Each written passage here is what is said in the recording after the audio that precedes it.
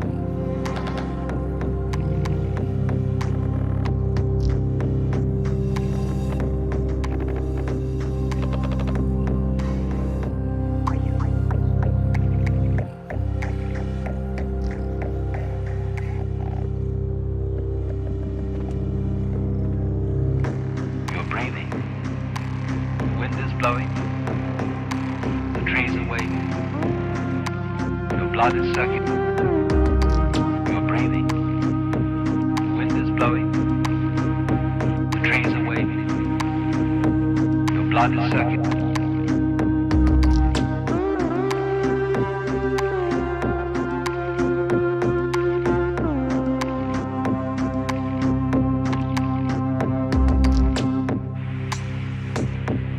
That's you.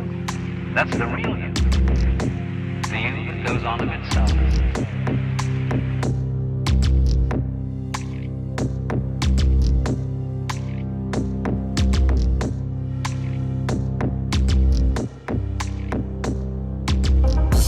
You're breathing. The wind is blowing. The trees are waving. Your blood is circulating. Blowing, the trees are waving, your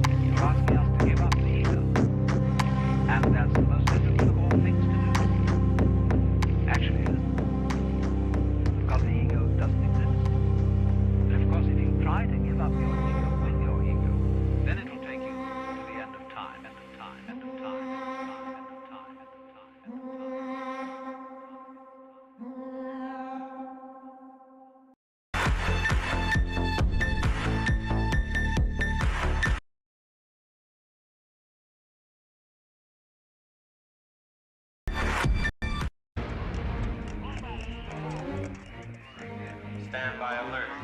Death Star approaching. Estimated time to firing range, 15 minutes. We're passing through the magnetic field. Hold tight. Put your deflectors on double front. Look at the size of that thing. Cut the shuttle, Red 2. Accelerate to attack speed. This is it, boys. Red Leader, this is Gold Leader. I copy, Gold Leader. We're starting. For the target shaft now. We're in position. I'm going to cut across the axis and try and draw their fire. Heavy fire, boss. 43 degrees. I see it. Stay low. This is Red 5. I'm going in. Are you all right? I got a little cooked, but I'm okay.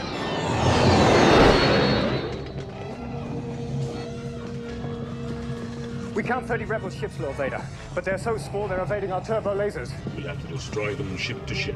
Get the crews to their fighters. Come on. I'm going in. Cover me, Porkins.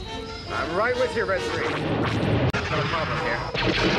Eject! I can hold it. Pull on! No, I'm all right.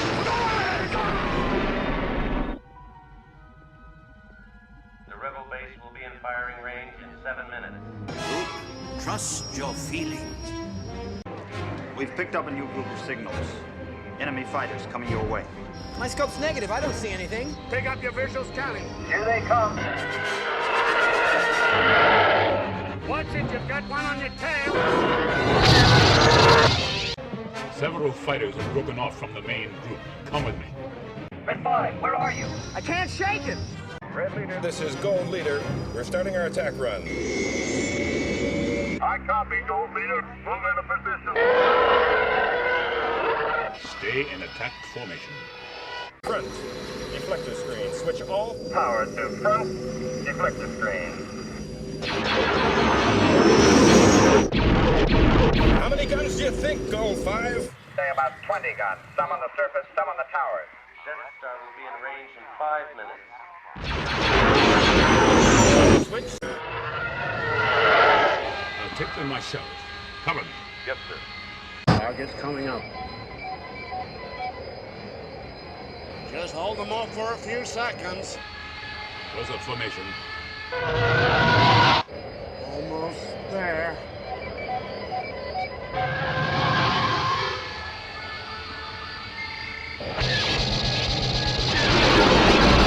Let it loose. They're right behind me. Almost there. I can't hold them.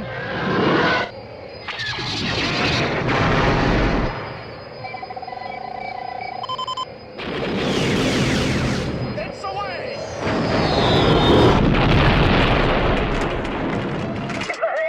Negative. Negative. It didn't go in. Just impacted on the surface.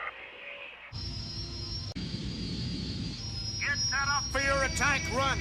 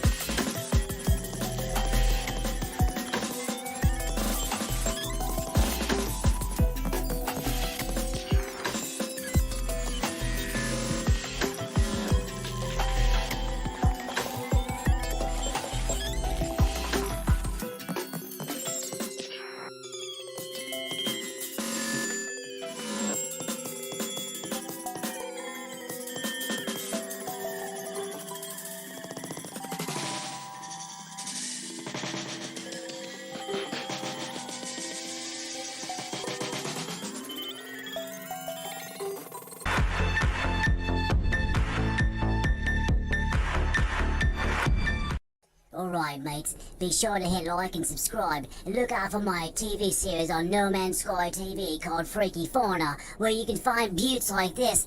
Ooh, wow, isn't she a beaut?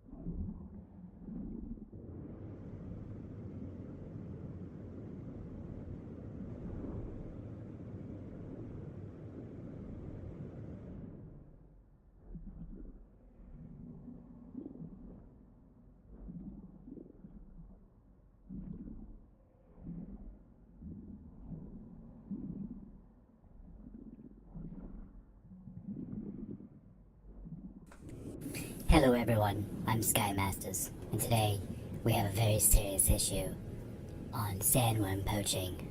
My little friend here will fill you in on the rest. Sandworm decline is on the rise. Poaching is the #1 cause for the sandworm decline. You can help by sponsoring a sandworm for 75 units a day. That's less than what it costs for you to recycle your oxygen. So please, help by liking and subscribing and donating to 75 cents a day. Thank you guys.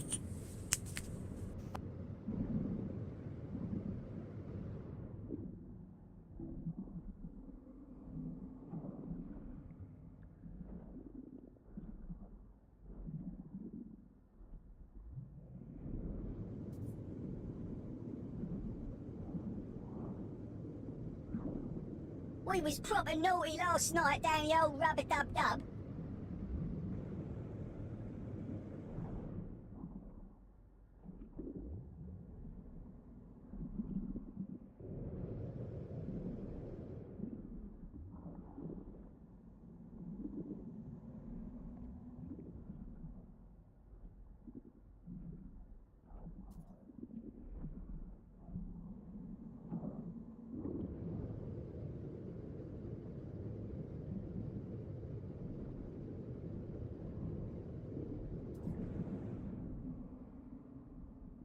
First, a word from our sponsors. Alright, No Man's Sky Masters, it's your favorite tip and nutrient processor chef in the galaxy, Little Peter, and today I'm back with another good recipe that's sure to knock 'em dead. Today you're going to need some withering rolling batter and some cactus nectar. And what you're gonna get is some fluffy throat rippers guaranteed to shut 'em up at the parties. I tell you what folks, they'll just gobble 'em down. That's a little tip from Little Peter.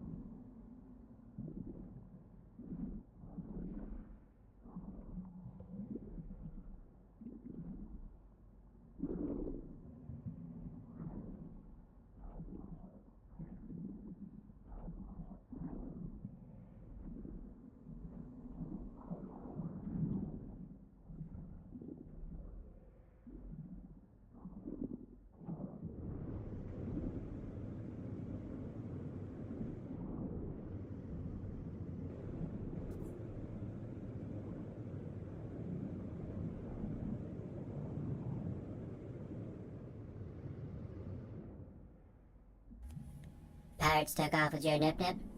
Capital ship hit and run? Were you illegally detained at the space station? Here at the law office of Murray and Murray, we can help you. We are for the traveler.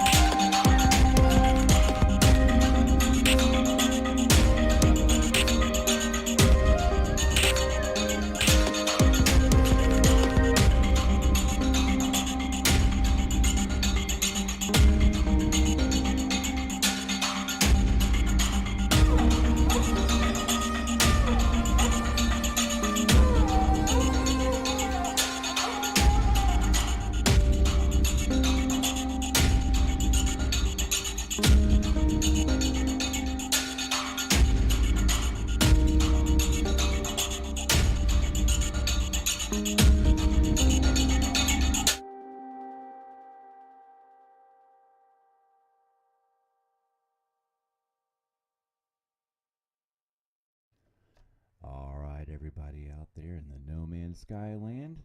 We are going to be looking at some gorgeous 4K footage of some excellent modding from Red Moss. This takes us back to the E3 days here. He called this mod E3 Arcadia. Now, he has some certain reasons for naming some things. I don't know what the Arcadia has anything to do with, but these guys are a little bit deeper into this stuff than I am. So here we are. We have some beautiful footage here, all in 4K. Really slamming my PC down. So enjoy this.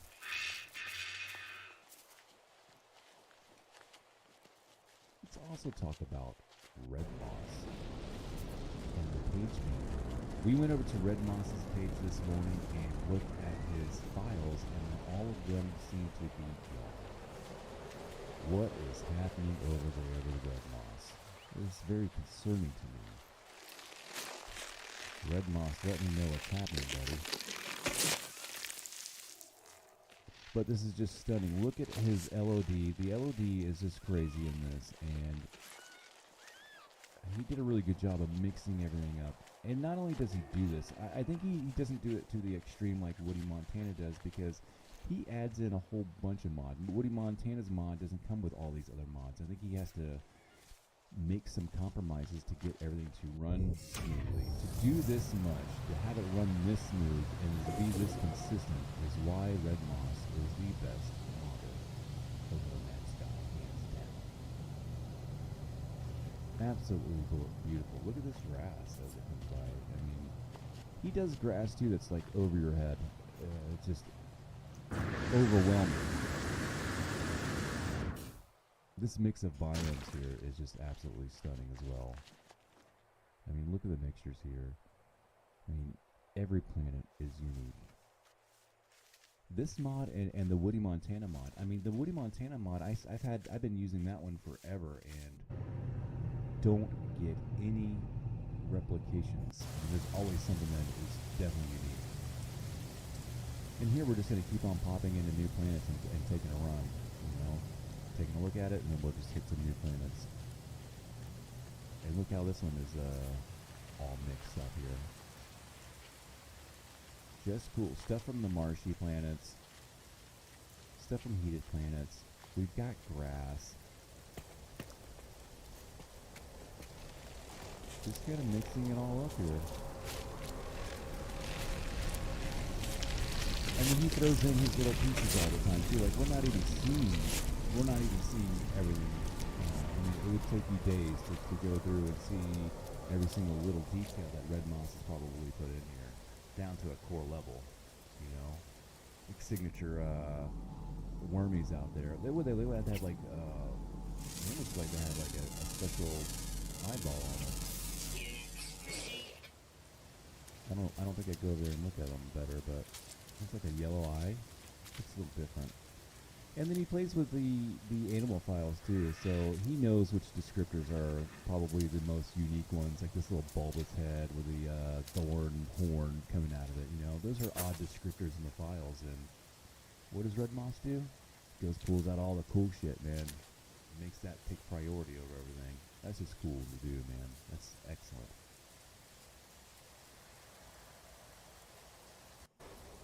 Stunning. Here we are at another planet. We got some nice hilly terrain in the background. Kind of look like the Badlands from the Dakotas in the United States. Looks cool. Here's something that's out of place. Look at the exotic critter just running around like that. Little fella's far from home. And that's cool. Ooh. Guy looks shiny. That lighting looks wonky. Looks like they're rubbed down in Vaseline or something. It's kind of gross. Everybody looks slimy and slick. Alright guys, look at that grass, man. That is cute. I just love the rich real grass like this. Makes me feel the immersion is just so much better. I And again, just how shiny everything is. I think that's kind of weird. I don't think that's the. I'm not sure if that's the mod or anything, but I think it's just the Ultra 4K.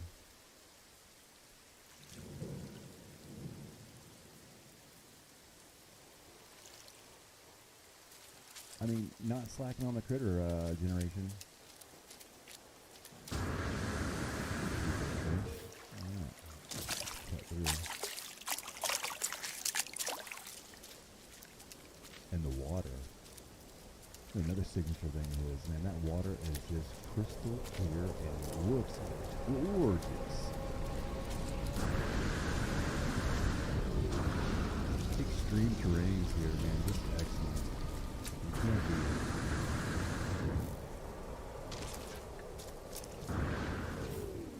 No life improvement mods on this though. I don't have no jetpack, and I'm pretty sure I didn't have a pulse look or anything. But he's got this like a throwback mod, so this is a throwback to the E3. I'm sure if we keep on traveling around, I mean, it's just gonna get crazy, especially with the like the deposits, you know, the above ground deposits and things like that. I'd like to see him. Yeah, see, there's an odd on that hill on the left-hand side there. There was some exotic collectibles. One odd anomaly. I was on a planet and I just seen one odd one now, and I thought that was just really cool. Like, how did he do that? Just put that one anomalous object in there. So sparse that it was, you know, there's probably maybe 40 on one planet or something like that. I don't know. Very low percentage. It's just cool what he does. The guy has an understanding of something in this game that just I don't know if anybody else quite does, or he just has some super dedication. You can see some of his the artwork of his in the back, like a little flagpole that was way off in the distance back there. He always puts that in there. Just throwback, man. You're mixing a little bit of the best of what was back then and a little bit what was now. It's not as extreme as the Woody Montana, but he keeps it and plays it safe because he mixes them with a whole bunch of mods. And for that, I think it warrants you to go check out Red Moss a little bit. I hope his site gets back up. If anybody really wants this mod, give me a message and send me an email. And on that, I'll see you guys on the next video.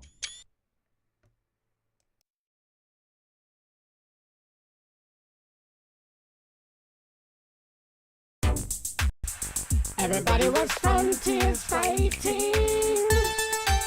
Your comets are fast as lightning. A little bit frightening. That update is a little frightening. What's going on, guys? It's Little Geck here.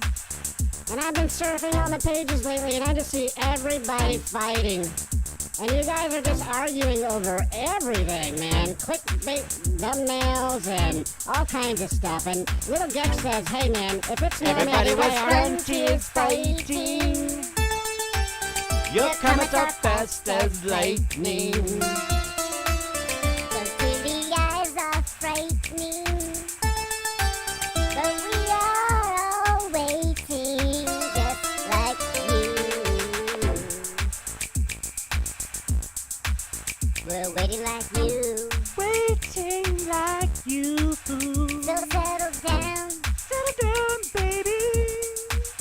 So settle down. Smoke some that nip, baby. Everybody was frontiers fighting. Ooh. Your comets are fast as lightning. Those googly eyes are Frightening. That update's taking long. It's taking so long, Sean. Oh yeah, baby. Alright, guys. Little Geck. We're waiting Sky for Masters. Frontiers update. Suck it, dude. And we all need to be getting along. Coming back at you with another track. Quit fighting each other. I mean, we already have something in common. So hit that like and subscribe. Frontiers fighting. Your comets are fast as lightning. Ooh, did you just read that? Googly eyes are frightening. Ooh, those googly eyes. He unfriended me. For that update. Waiting for it too, baby. Just like you. think I'm gonna lose sleep tonight.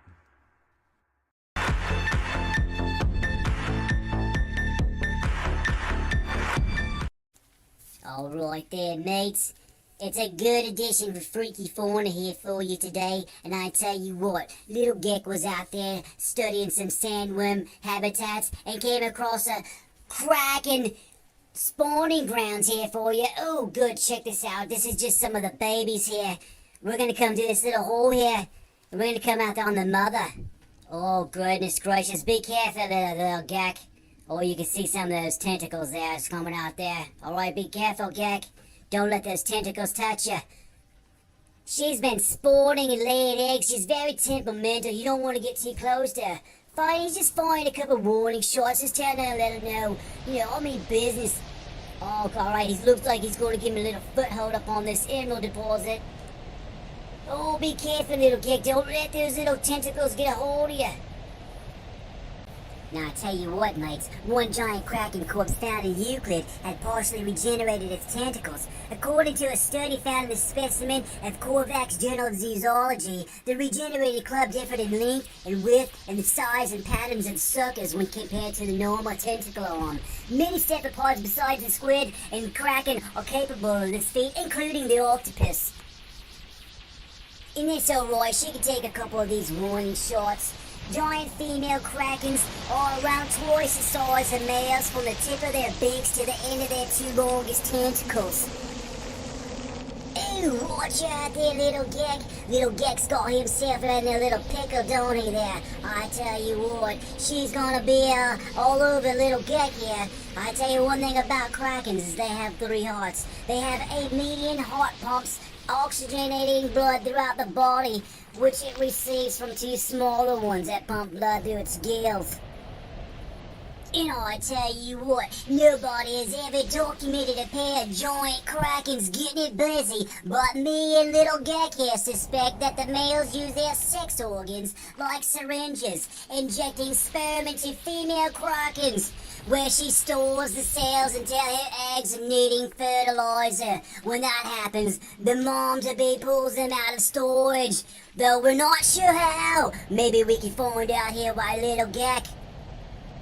Oh, but that's not the weird part. I tell you what, this beautiful creature is truly bizarre, at least from our mammal-centric perspectives. That is the fact that its esophagus passes right through the middle of its brain. Oh my crikeys, I tell you what, giant krakens have to be really careful while swallowing, because if given a meal is broken down to smaller pieces first, it can rub against its brain, causing damage. Oh, my head is hurting just thinking about it.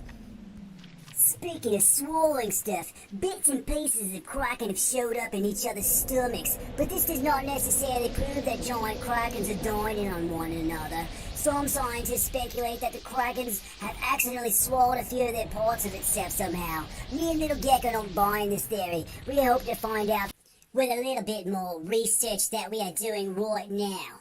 Oh gracious, it looks like we've got some of the buzzards coming in to get some of the pieces that are falling off of this kraken here.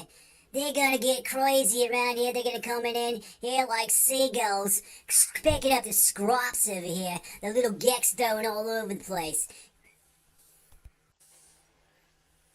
Oh my goodness, what? Oh my goodness, crikeys! Oh great, man, now the buzzards have brought in the sandworms, and these are the giant sandworms. Things are about to get interesting here. Little Geck better get himself out of there real quickly. He's gonna find himself in more of a pickle than he needs himself into. Well, I tell you what, them sandworms and them buzzards are gonna cause him some trouble down there. Let's pray for little Geck.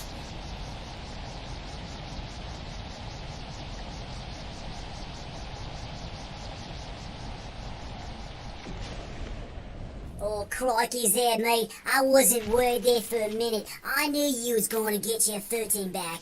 Go ahead and hide back here a little bit. Gain some ground on this kraken here. You gotta get some space in between you, especially when you got those buzzards and sandworms buzzing all around you. This is not gonna be a good situation. You see how he's dug himself a little foothold there, and now he's gonna spin around and get him a good little shot. We're gonna go ahead and get a little tentacle sample here. So he's gonna go in close and get some of these pieces pieces before the buzzards come in there. Oh, we got some sandwiches flying overhead. He better watch out. You know, he switched over to his mining beam, over to his plasma beam. So he's gonna be very careful and very surgical with how he cuts onto the tentacles. Oh goodness, watch out, he's gonna gain some ground. Go back to his little dugout, little spot over here. Oh, it's so exciting. This is such an exciting time. Great footage. We've never seen this live footage here. And you can see he's going to come over here to the roly-polies. Once the roly-polies come out, it's a good sign that everything is calming down. Lots of people call these things pill bugs, but they're actually crustaceans, not insects. I tell you, that's a very common misconception. They're referred to as bugs, but they're more closely related to shrimp and crayfish. Now, you can see that he's surgically removing some of the Kraken's tentacles here, as he gets a better shot on that big snarmy tentacle right there. That's going to be a beautiful sample. We're going to get that back up to the station. We're going to analyze that very closely. He's back over here by the pill bug. Alright, he's gaining some footage here. I think he's gonna send some of the drone bots out to pick up some of those oh, he's got some large king sandworms flying right over his head. These are excellent shots. That is one beautiful shot of a specimen of a king sandworm, if I've ever seen one myself. Look at the size of those gills on the side of it. It is absolutely beautiful. These things are a mated pair right here, and it's just beautiful to see these things fly right over his head.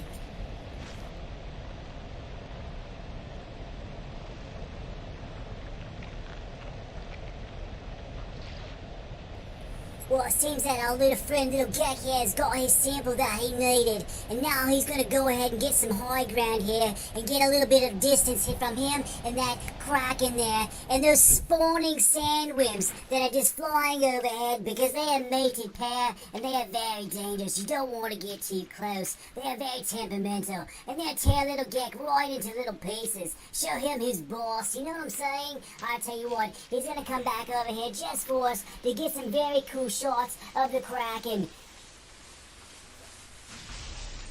I just want to say thank you, little Gek, for going in there and risking your life for us and the viewers out here, taking in these great views of the Kraken and the sandworms that you're bringing back to us. Thanks, little Gek. Oh, crikey, so like a little pillbags out there is in danger. Oh, goodness. All right, yes, mates. I tell you one thing you can do and help further our studies is hit that like and subscribe button and hit that little bell, and I'll tell you when our next video is coming out. I'll see you on the next one there, Chapes.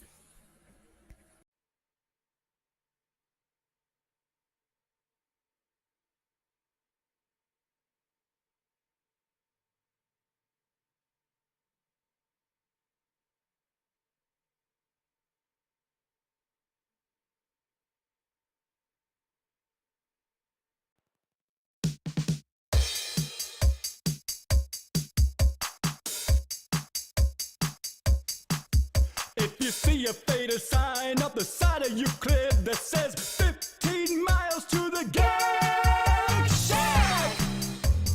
Gek Shack, yeah, yeah. The Gek Shack, baby! Heading down to the great anomaly. The great anomaly, baby! Get away! Head for the Gek, get away! I got me a ship and it's as big as a whale and it's about to set sail.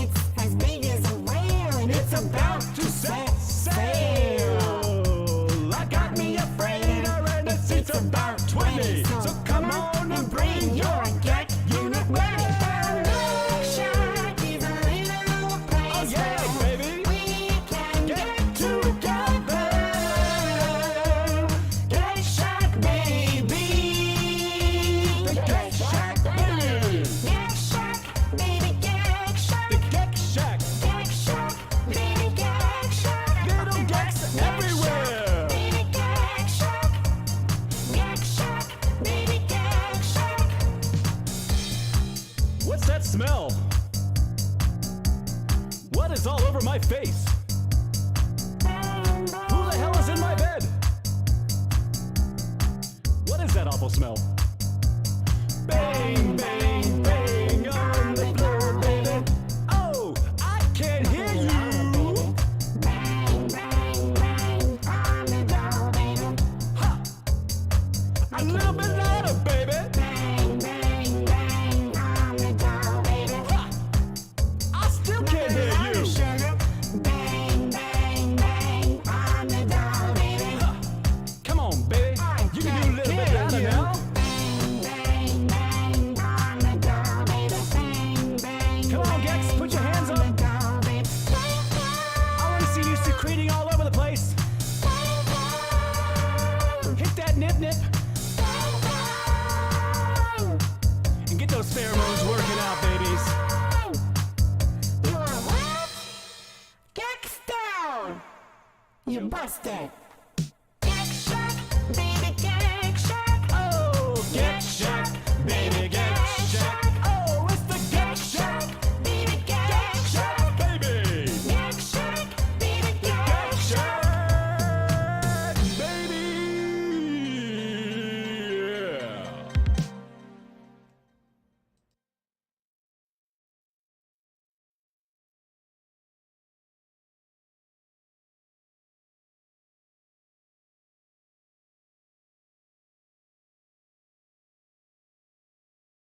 The first spawn is an ancient Gek empire, a name of a subspecies of the Gek that has dominated nearly the entire Euclid galaxy. The other Gek subspecies was named the Low Spawn. The plaques of the Korvax and Gek help provide an understanding of these early races and their histories. Expansion in the peak of power. The Gek were once led by an impulsive, aggressive first spawn that observed the ongoing war between Viking and the Sentinels. When the Viking finally won the Endless War, starting the silence of the Sentinel, the first spawn proceeded with the first invasion of an alien race. This is known as the Great Disconnect to the Korvax. During this, the Korvax main neural networking hub, the Convergence, was almost completely annihilated, and their home capital planet, Korvax Prime, was itself shredded into an asteroid-esque chunks, killing billions of unborn elderly Korvax alike, whose deaths were collectively witnessed by the survivors. The Aryans tried to help, but failed the Korvax that worshipped them so dearly, resulting in their banishment by the Atlas and the replacement by modern-day Sentinels. The enslaving of the majority of the members of the Korvax species was seen by the first spawn as an act of mercy. When the Korvax were put into horrific conditions of slavery, abused and neglected, even into destruction with their robotic bodies stripped, examined, and melted down into more equipment for the first spawn's war efforts. In the spawning pools of Balion, hundreds of enslaved Korvax entities sacrifice themselves in desperations and use their nanite clusters, which run Korvax veins like blood, to rewrite the genetic code of the first spawn's embryos. They installed the devotion to Atlas in their minds and made them into a commerce-focused race instead of conquerors and warriors. This created the modern Gek race, and ultimately led to the downfall of the first spawn's empire. This was a brilliant long con in part by the Korvax. Here we can see one of the spawn pools, where the Korvax slowly manipulated the genes of the first spawn Gek to turn them into submissive creatures of confusion. The good thing about a simulation is that we can go back in time. And here, you can see the cooling functions of the gene pool manipulation machines. They are ran by the Proto-Gek, a subspecies of the first spawn. The fans regulate the temperatures to a perfect 87.62 degrees Celsius.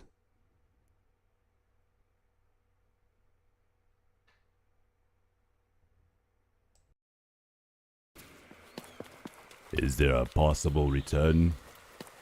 Some NPC interactions added in the Atlas Rises update suggest that the sum of the first spawn Gek might still be found in Gek society. A large enough disruption in an area close to the first spawn may drive it out of hiding. At Colossus Archives in the Gek systems, 1 or 2 references in the Gek's last spawn Traveler's Soul collections, as the Celestial Archives in those buildings references a hidden spirit.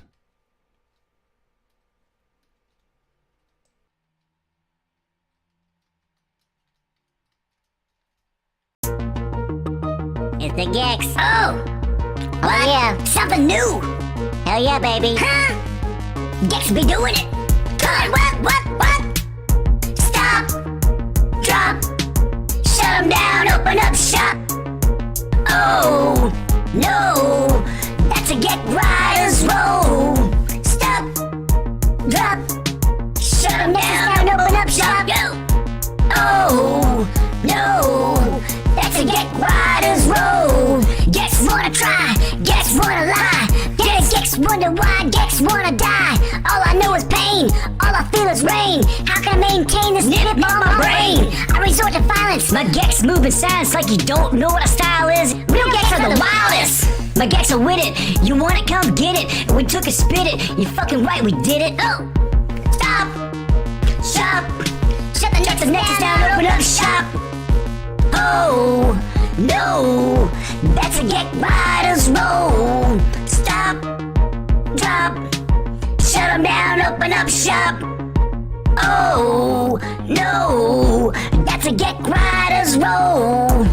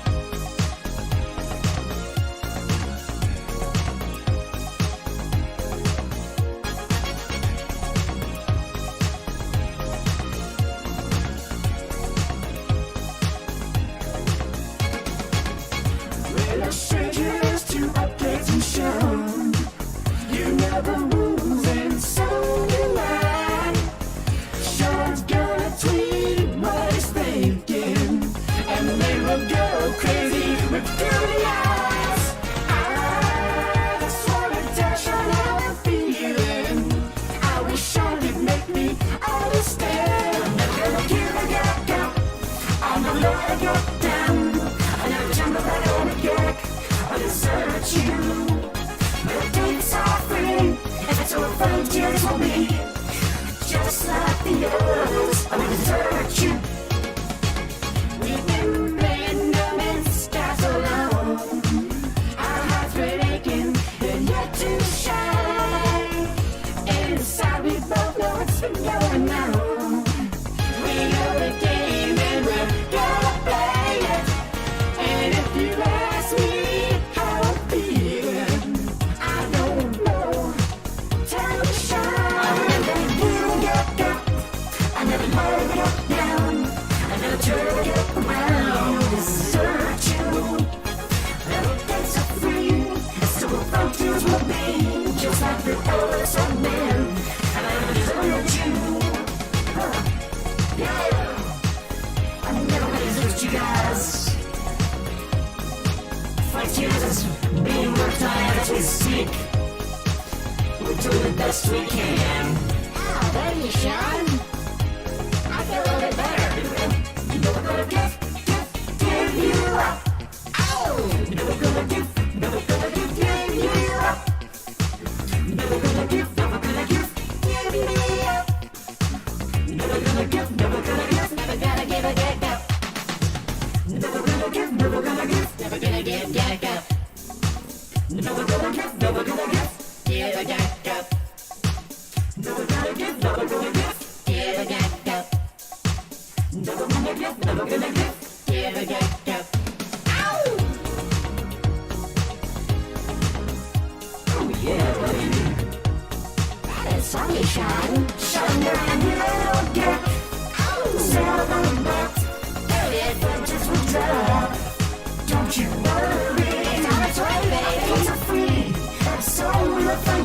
always way. Just like the others. Just like them others, baby. Never give you up. Thank you, John. But I love your town. I won't let you down either, baby. Oh. Woo! What do you say about that little dick? I'm feeling pretty good, Sean. If you feel a little better, Dick, hell yeah, baby. I want you to ever wear a little dick. Thank you, baby. If you're on the back, and I see runs of footprints, little dick. That's when I picked you up and carried you to the next update. Oh, that's so sweet, baby. I love you guys. We love you too, Sean. Never gonna give you up. Back at you.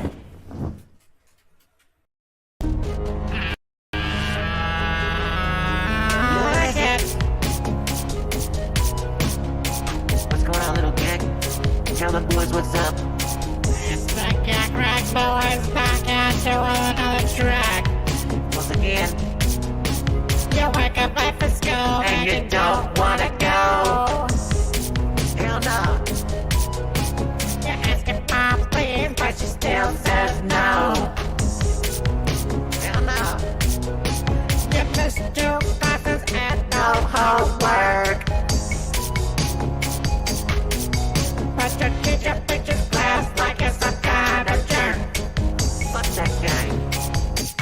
You gotta fight for your right. Nip, nip. Your pop's got your smoker and he says no way. Well, hypocrite smokes 2 packs a day. And living in this home is such a drag. Now your mom threw away your best ornament. You pussy motherfucker. That's it. You gotta fight for your right. Nip, nip.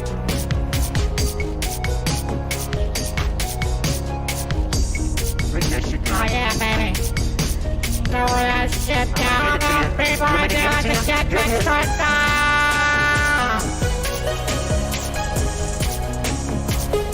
Oh yeah, baby, that's funky. Oh, we're taking it.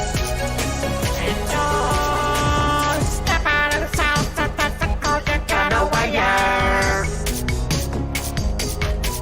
I'll kick you out of my home if you don't cut that dick hair. Your mom busted and says, what's that noise?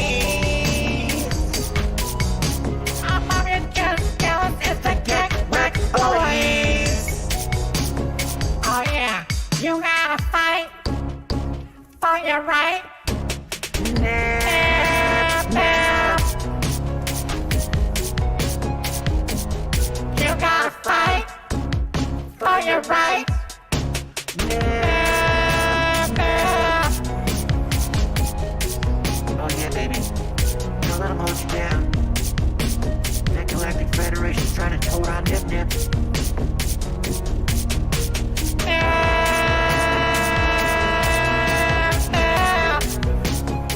Oh yeah, baby. Got it down.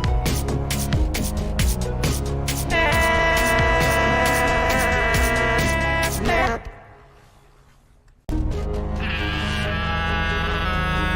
Like it. What's going on, little gag? Tell the boys what's up. It's the Gag Rag Boys back at you with another track. Once again, you wake up late for school and you don't wanna go. Hell no. You're asking mom please, but she still says no. Hell no. You missed 2 classes and no homework. But your teacher pictures class like it's some kind of jerk. Fuck that guy. You gotta fight for your right.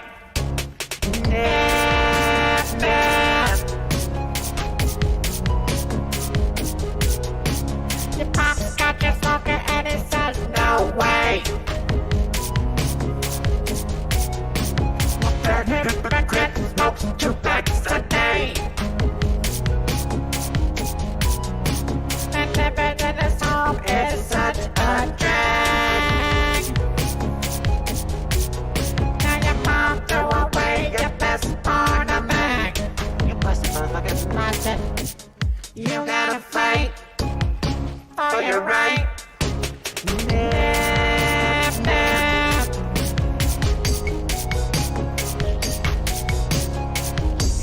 Bring that shit down. Oh yeah, baby. Throw that shit down on people and do it to get destroyed down. Oh yeah, baby, that's funky. Oh, we're taking it. And don't step out of the house, that's the code you're gonna wear. I kick you out of my home if you don't cut that dick hair. Your mom busted and says, what's that noise? Oh, mom, you're just jealous, it's the Kick Mech boys. Oh yeah, you gotta fight for your right. Nip, nip. You gotta fight for your right. Nip, nip. Oh yeah, baby. Don't let them hold you down. That Galactic Federation's trying to tote on Nip Nip.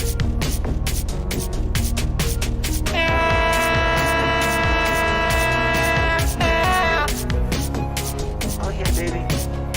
Got it down.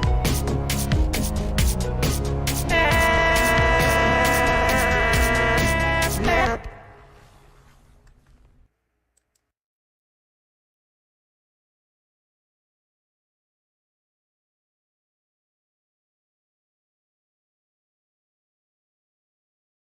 It's like being lonely. It's like sci-fi. Like, blows my mind.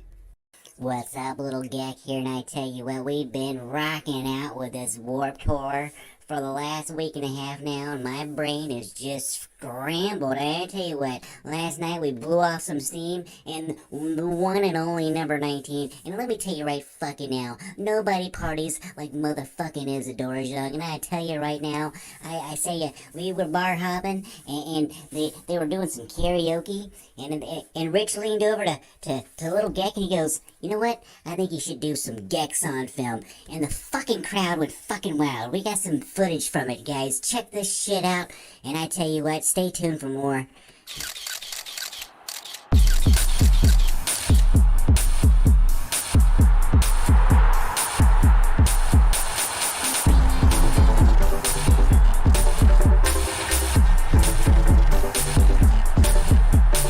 See them walking hand in hand across the Nexus at midnight.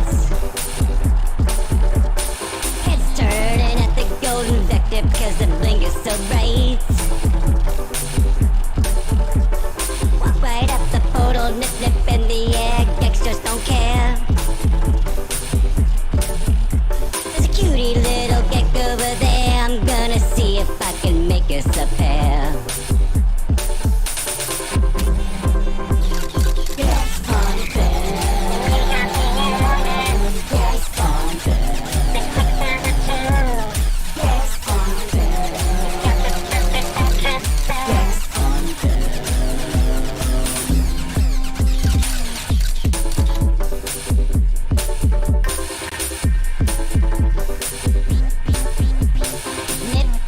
Cherry all over the lens as it's falling. And miles of nip blue coming where he lies. The diving Gek is coming up for air. Cause the crowds love pulling Gek up by his ears, by his ears.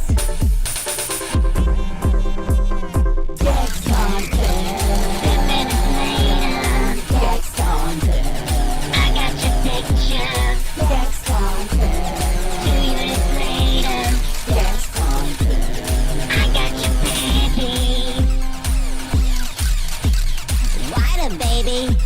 made 1 billion units. Oh, we got some quicksilver for ya. Ooh, keep pumping it, baby. Drop it like it's hot. Drop it like it's hot. Come on, drop it like it's hot. Drop it like it's hot.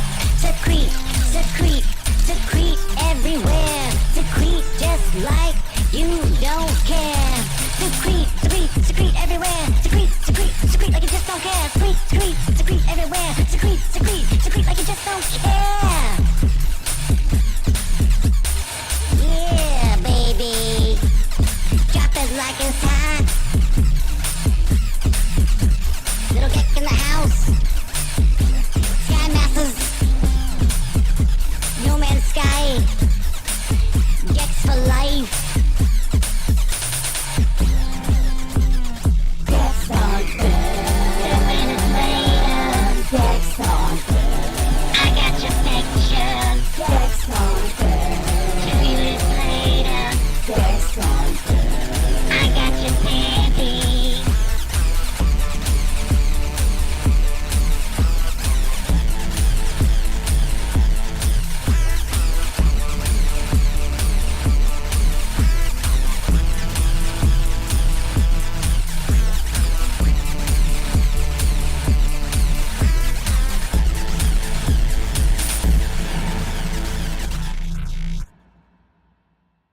I work hard for the money, do do do. I work hard for the money, do do do do do. I work hard for the money, so you better treat a get right. Oh, what's up, Bob? How you doing? Hey, what's up, little guy? I'm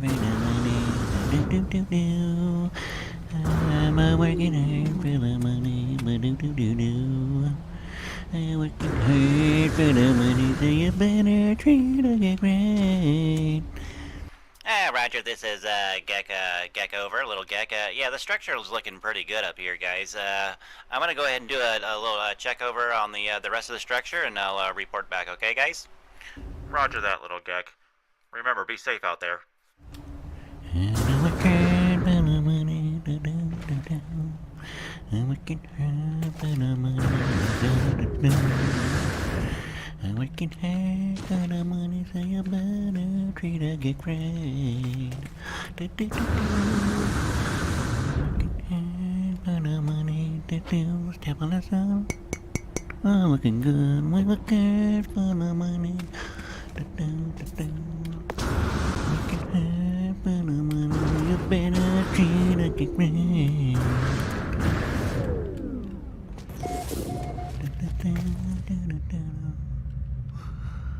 I work hard for my money.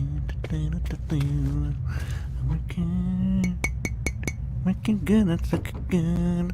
Working hard for the money, so you better treat it get right. Alright, guys, everything's looking solid in here. Everything's looking good, alright, guys? I'm gonna go ahead and come on back up to the station. Roger that.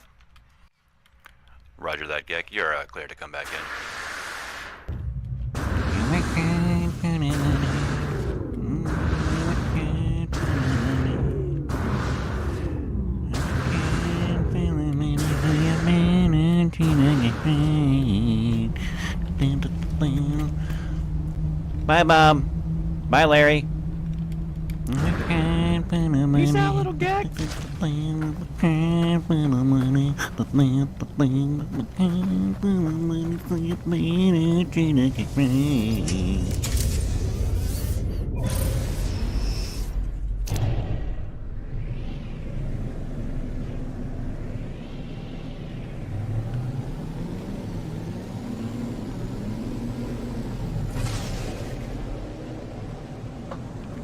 I work hard for the money, do do do.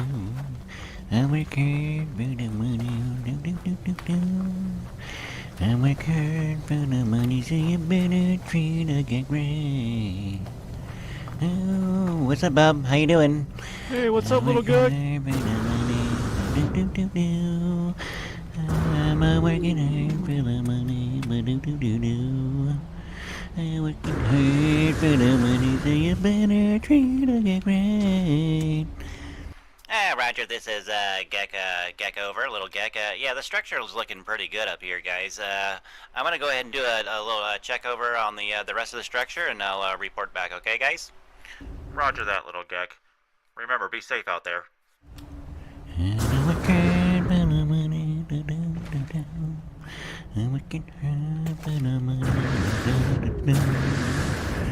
I'm working hard for the money, so you better treat a get great.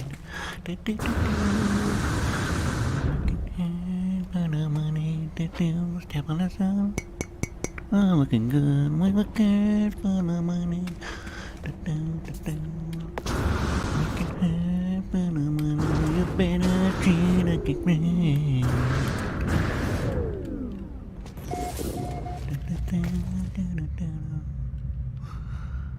I can't buy my money. Working good, that's looking good. Working hard for the money, so you better treat it get right. Alright, guys, everything's looking solid in here. Everything's looking good, alright, guys? I'm gonna go ahead and come on back up to the station. Roger that. Roger that, Gek. You're clear to come back in.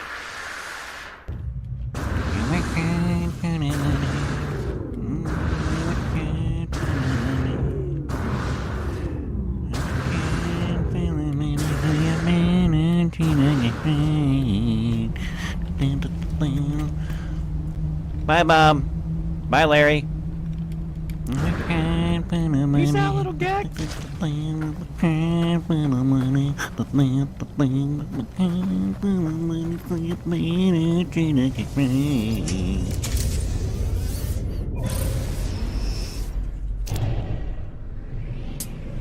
Kick out the Gex. Oh yeah! Little Gex doing it again.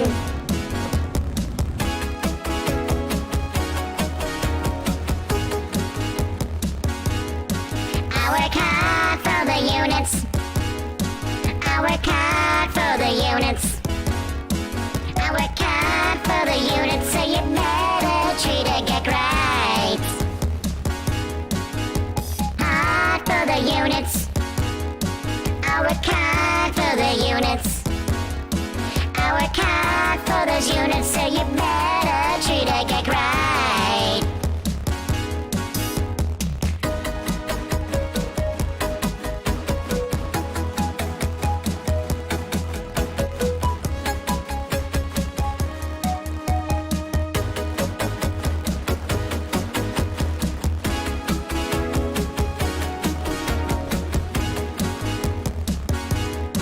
I work hard for the units. I work hard for the units. I work hard for the units, so you better treat a Gek right. Hard for the units. I work hard for the units. I work hard for those units, so you better treat a Gek right.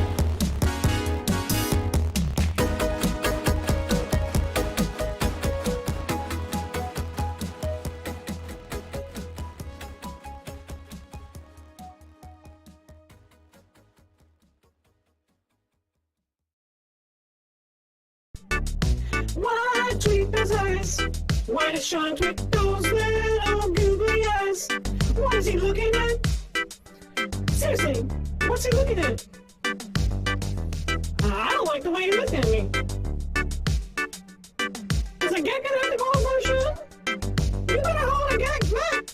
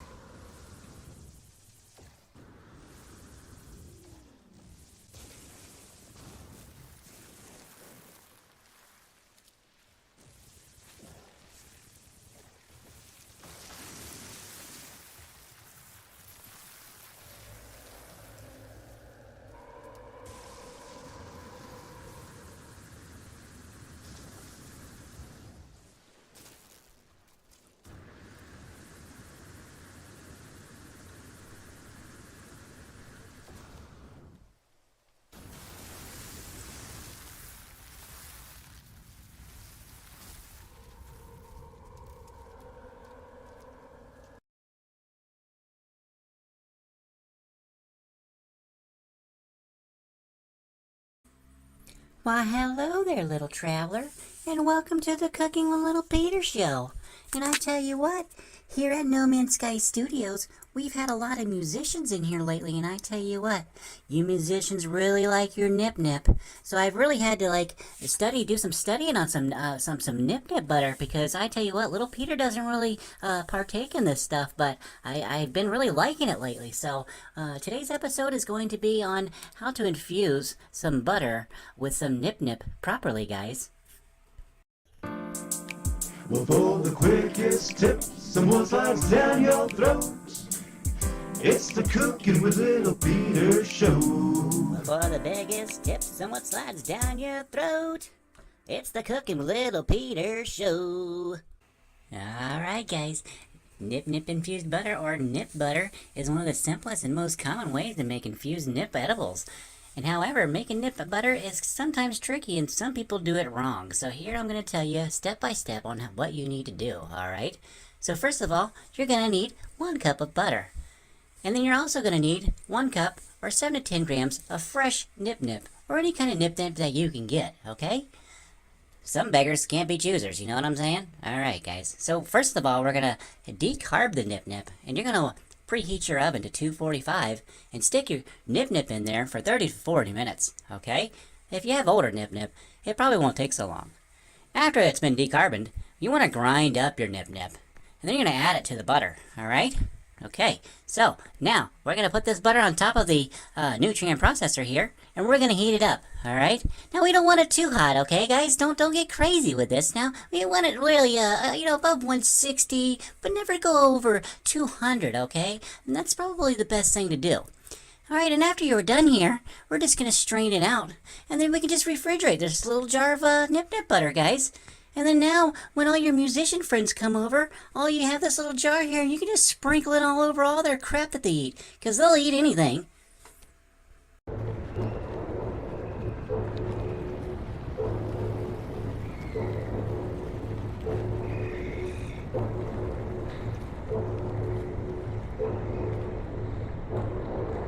You have come a long way, traveler.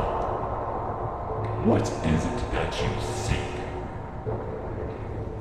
Yes. Can I get a number 2 with a large fry and a Dr. Pepper, please? Fucking No Man's Sky. Play around.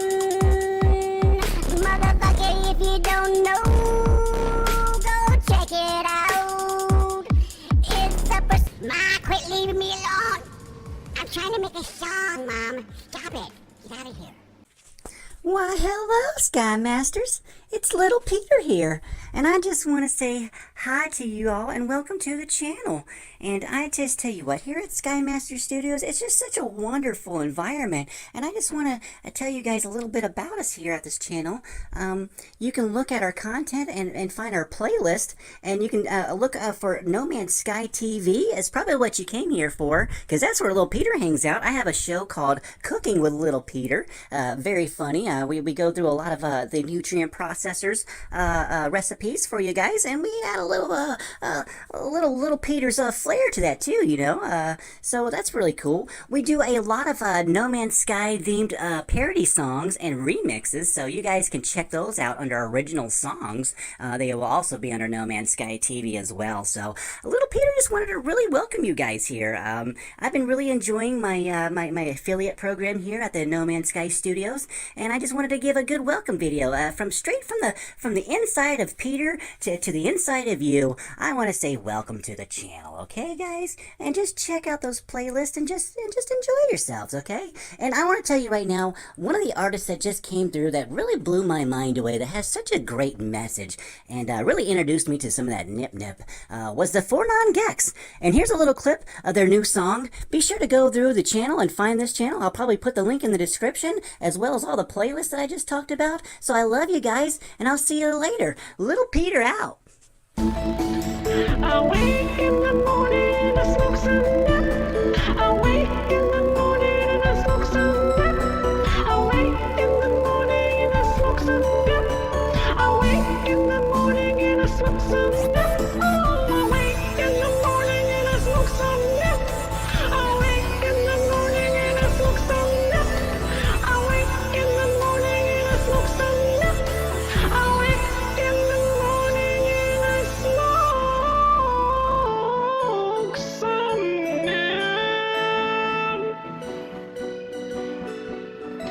And then I look down at Earth.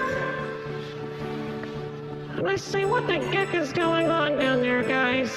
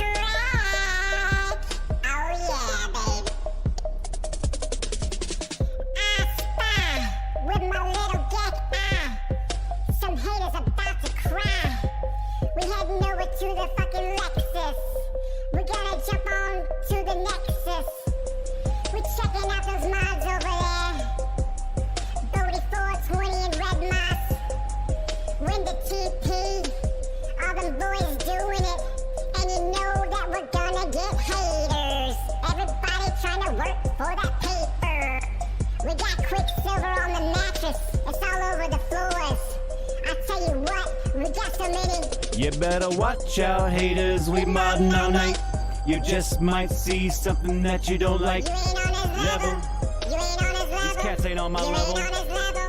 You ain't on his level. Me and Geck roll in with custom ships. It's gonna make them hate, gonna lose their shit. You ain't on his level. These cats ain't on my level, little Geck. Oh, Sky Masters. You ain't on his level. I got this girl in my spaceship. Got the star trails trailing behind the whip. We pulse warping, bobbleheads bobbing. Now that I'm done with you, girl, let's go do some robbing. We got the consumerism mod by Winded TP that lets you go get everything that you couldn't see. You're not on my level. You're not on my level. You're not on my level. You're not on my level, man. These cats ain't on my level, little Geck. Yeah, baby. Go see those modders, baby, over at the Nexus. Check it out at the Nexus. You got those modders like Red Moss. Red Moss. You got those modders like Winded TP. Winded TP. You got those modders like Bodie 420, baby. Bodie 420, baby. Yeah. Hit that nip. Hit that like and subscribe. Hit that post work mod. Hit your lady. Bobbleheads bobbing. Bobbleheads bobbing. Bobbleheads bobbing. Bobbleheads bobbing.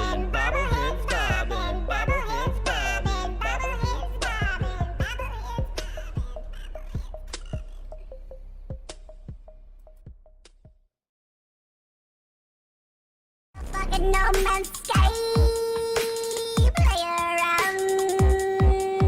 Motherfucker, if you don't know, go check it out. It's a Ma, quit leaving me alone. I'm trying to make a song, Mom. Stop it.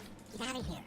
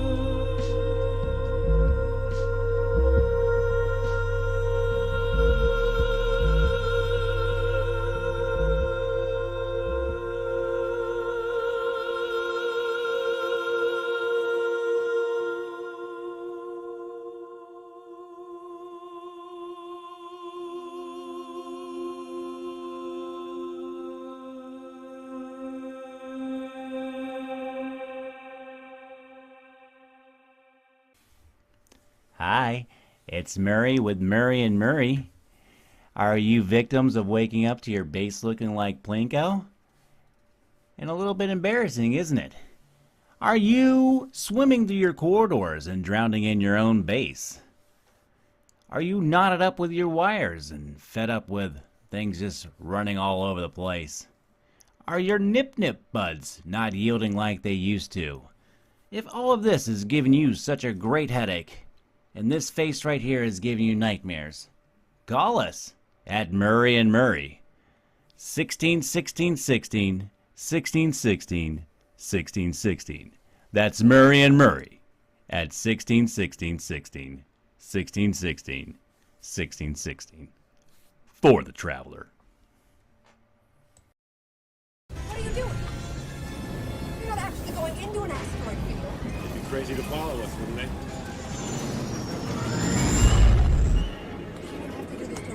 Sir, the possibility of successfully navigating an asteroid field is approximately 3,720 to 1. Never tell me the odds.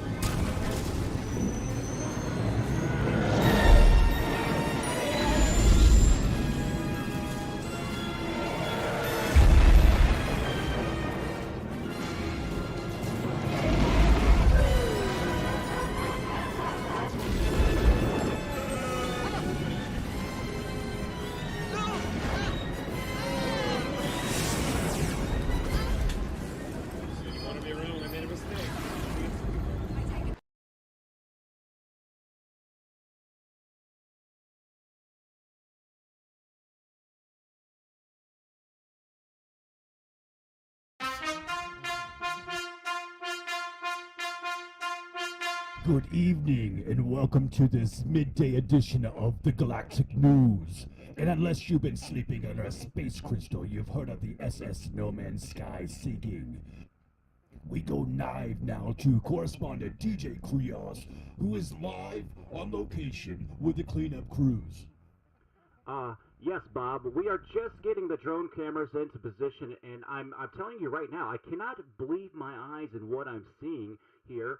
Is a lot of exotic, extinct creatures and a collection of fauna and flora here spread across the seabed floor.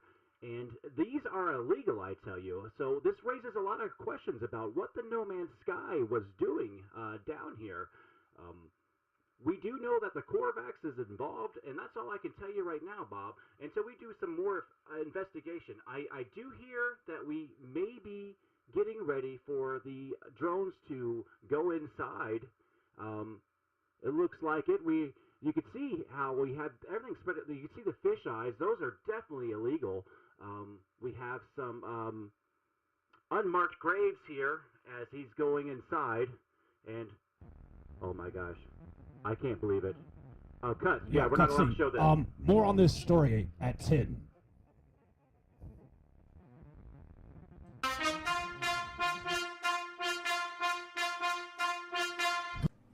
How are you doing, Scam Masters? It is me, Gexter, and I am here to give you the news first. Sean Murray just tweeted this.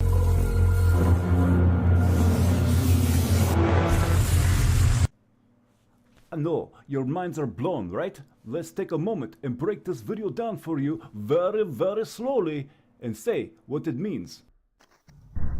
Okay, it seems like somebody has slipped something into my drink once again.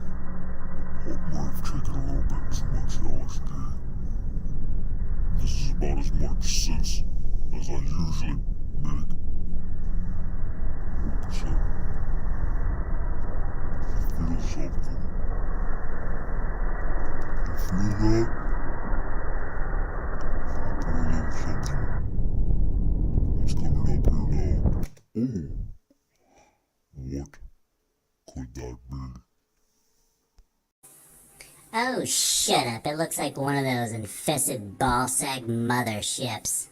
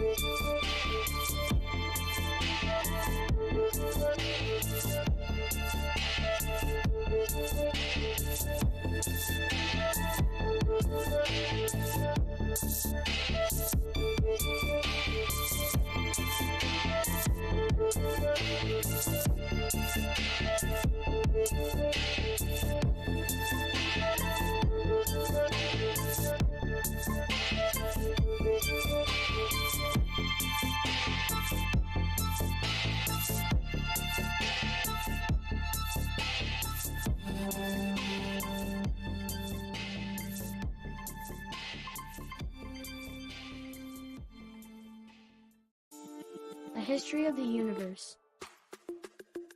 The No Man's Sky universe is a simulated universe run by the Atlas. According to in-game lore, many vastly different iterations of the universe existed, with very different histories and races. As the Atlas I became more and more corrupted, the universes became more and more similar to each other. A pattern began to emerge, with the same three dominant races living in the universe, and an identical history of war and conflict.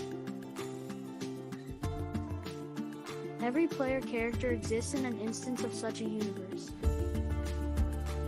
This is a summary of the backstory of these universes that the players evolve in.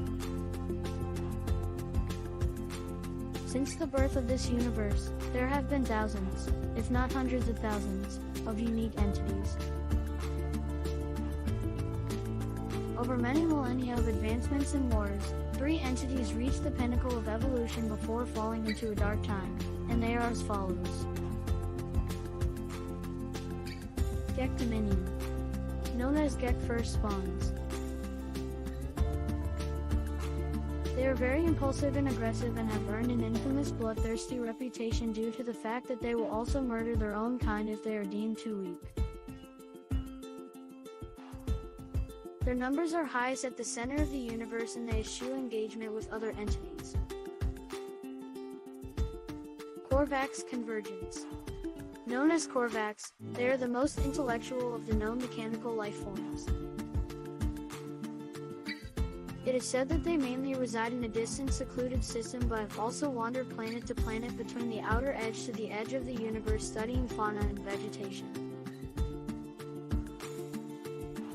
As robots, they constantly look for ways to advance themselves while peacefully engaging other entities. Their belief system was unknown until the arrival of the Aarons, which they then began to worship as gods. Through technological advancement they wield an impressive power never meant to be used against any other entities in the universe. Viking Alliance. They are the nomads of the universe. Widely scattered, they can be found on almost every planet. Hurt the Great, and a few who have had the honor of fighting with Hurt are the leaders of the Alliance. The Viking worship their war heroes. They originated in the Outer Edge and are known for their violent disposition, seeming to be in perpetual conflict with other entities. They do not eliminate every entity they encounter, rather they accept the strong-willed and exile the weak into the vast universe to wither. Millennia before the mysterious travelers came across the No Man's Sky universe, the Gek decided to dominate the universe, as it was their birthright to be masters of everything that lives. As they devoured every entity they encountered while advancing out from the center of the universe with pride, an unknown entity entered the galaxy from the outer edge. My name is Sky Masters. Hit that like and subscribe button for more. The lore of the Aarons will be next. My name is Sky Masters. Sit down and let's talk about No Man's Sky lore. The universe of No Man's Sky has a deep lore regarding events that happened before the storyline. Dave Gibbons and James Swallow contributed to the lore of the game as well as the Adventures in No Man's Sky comic that is part of the game's limited edition. 1. The lore gives a consistent narrative and different perspectives from each life forms across the universe. Lore logs may be discovered in colonial outposts, shelters, traveler's log, plaques and monoliths found throughout the game. The lore of the universe changes and grows with each new update, reflecting larger changes in the game itself.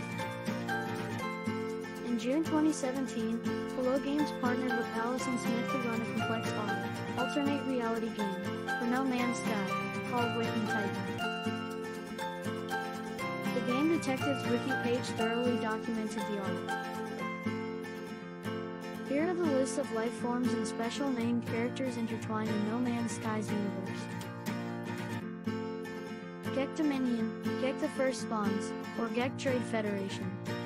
Korvax or Korvax Convergence. The Errands, Viking Alliance.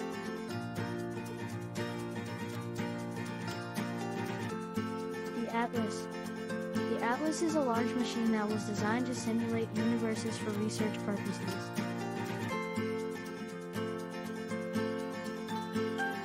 The Atlas creator takes the form of the Travelers.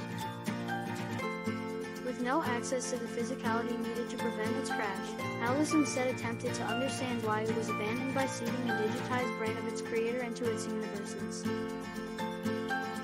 Millennia later, the physical fate of the Atlas became apparent when it noticed that its systems were starting to fail.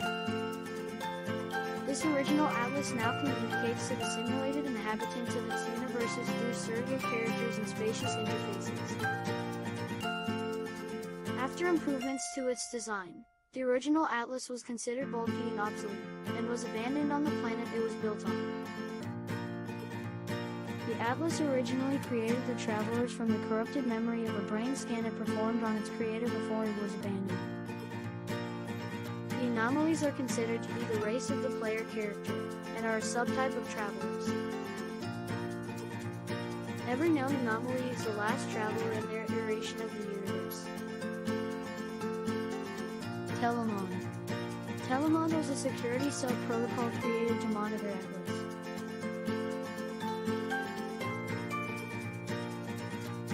At the birth of the last Traveler, Telemon becomes the voice attached to the Traveler's exosuit. The Multiverse. There seems to be an endless number of universes, or dimensions, according to some accounts, known as iterations.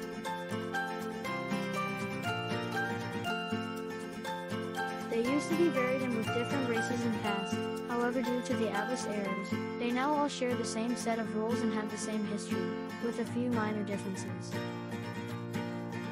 Previously, each Traveler was alone in his or her own universe. As the Atlas degraded itself over time, Travelers were able to see and interact with each other in limited ways. Now, Travelers can explore the universe together and meet in a space anomaly from anywhere in the universe, even jumping back and forth between galaxies, which was previously impossible. My name is Sky Masters. Hit like and subscribe and hit that bell. A history of the universe is the next video. Stay tuned.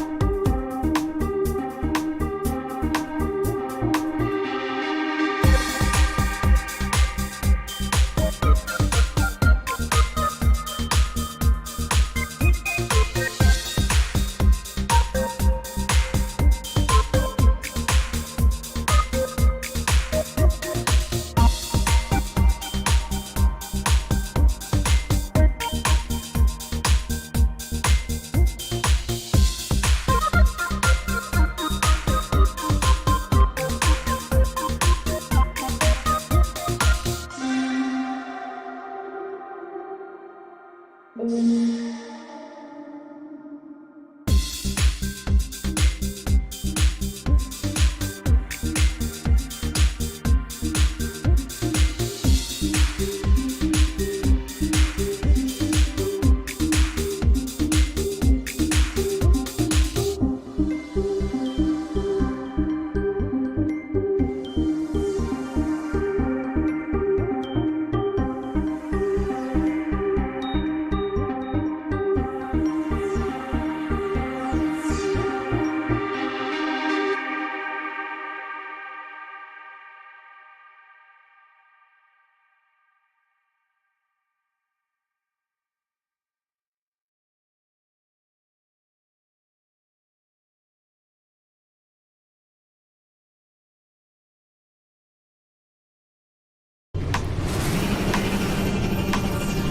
do like some spins and shit, boy.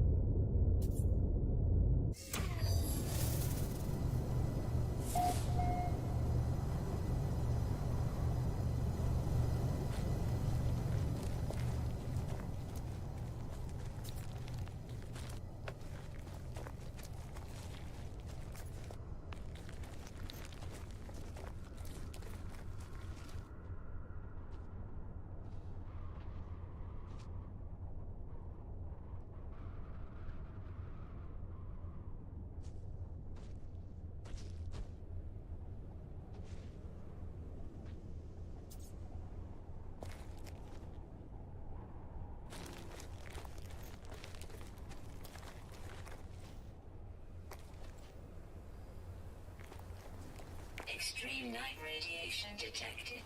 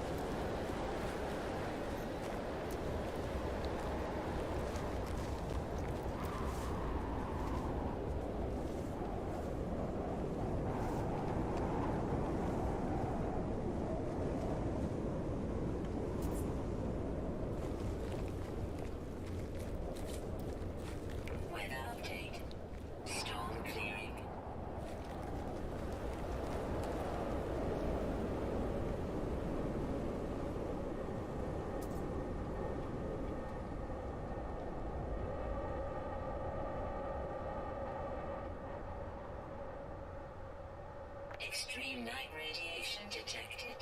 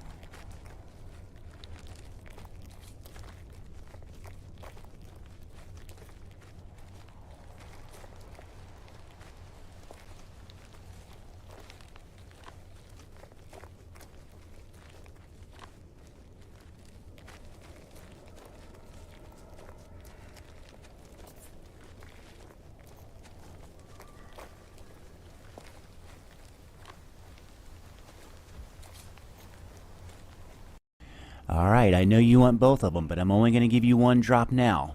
Now, if you can handle this drop, you come back for the other drop, okay? I'll give you the other one in a little bit. Come back at her.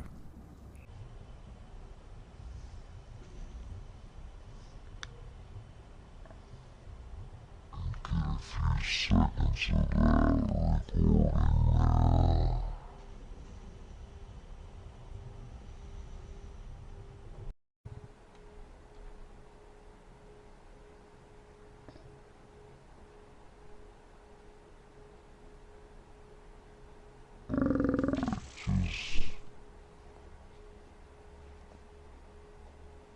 It's too much.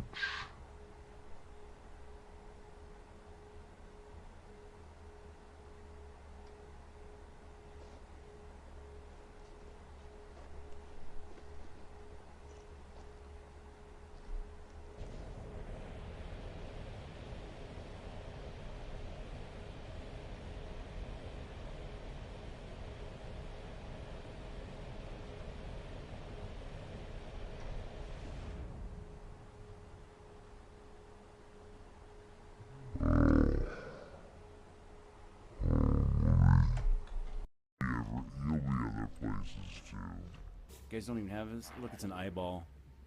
Gosh, little time.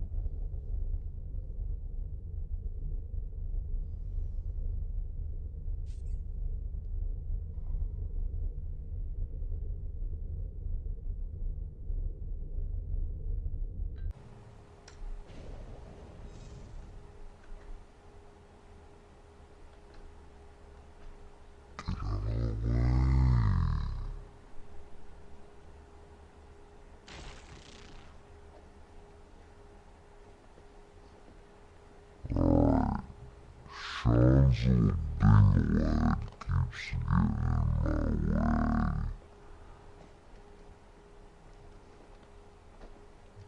This is a little dinglehead here.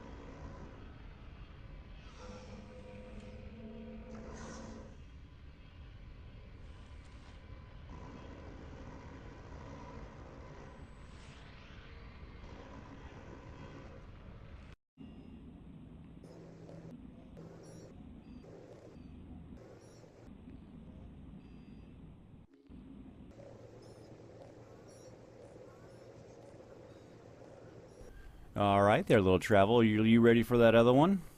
No? Alright then. Well, I guess I'm ready for bed. Let's check this thing out over here real quick. And don't forget to hit that like and subscribe, guys. See you on the next video.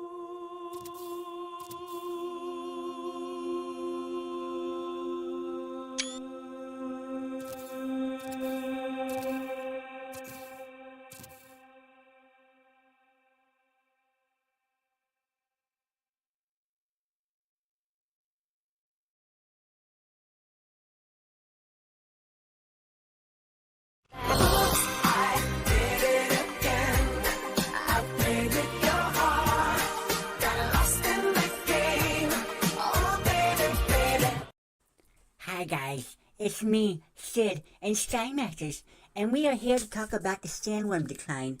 And we have put together a compilation CD just for you.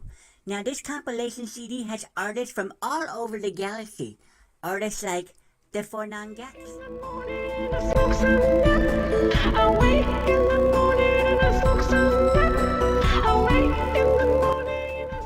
Artists like Gek Floyd. Hey! Alice! Leave those gecks alone! And you might remember songs like Sweet Home Isadora Zone.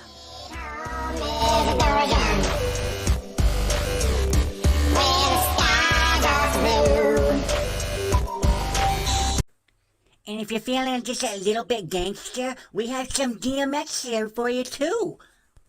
God, what? Stop! Drop! Shut 'em down, open up shop! Oh, no! That's a Get Riders roll!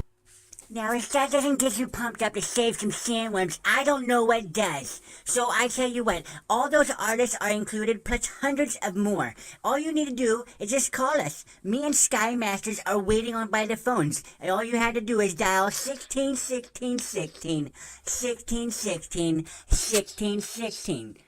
Just call us. We're waiting for the phones. After the video league premiere, stay tuned for my new show, Cooking with Little Peter. All right, now that we paid the bills, before we go any further, I want to remind you that this footage is from the dark web, so be advised that you could see possibly anything hidden in these images. Parental advisory is advised. Pirates took off with your nip-nip? Capital ship hit and run? Were you illegally detained at the space station? Here at the law office of Murray and Murray, we can help you. We are For the Traveler. Has tickled you in your fluffy throat tripper, please hit like and subscribe. And if it has pissed you off, call us at Murray and Murray at 16 16 16 16 16 16 Oh, we lost night down the old rubber-dub-dub. Like, oh my god, like there I was sitting at the anomaly looking fabulous like always. And I go, I think I'm gonna go check out some of these featured bases over there because those look fabulous too. They're not as fabulous as looking as me, obviously, but they're pretty damn fabulous too. So there I go trotting on over to the Quicksilver shop to get me a new outfit because I'm not going to go over to the featured bases wearing this. And then I'm going to go over and change my look over at the customization station too because, you know, I just feel like I want a couple extra eyes so I can see everything very well. So there I was, after I did all that, I'm looking super, super fabulous. And then I go over to the portal station there and I'm like, okay, so we're going to go over to Teabag's build first. And then this happens. You're just going to have to see for yourselves, guys. It's just crazy and fabulous. It's the most guest glitch I've ever seen. Like, go see it. Alright guys, we're gonna go check out some of these featured bases here.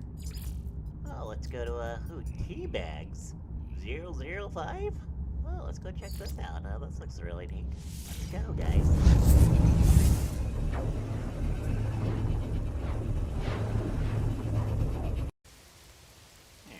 Well, hold up a second. That doesn't look like what was in the picture there. This has got to be some kind of a glitch or something. What's going on here? I don't know, Hello Games. This looks pretty suspect to me. What the actually heck is going on here? Didn't look anything like the picture here. Well, let's go on over to this one here. It's the Bite Beat song, Pipe to Paver.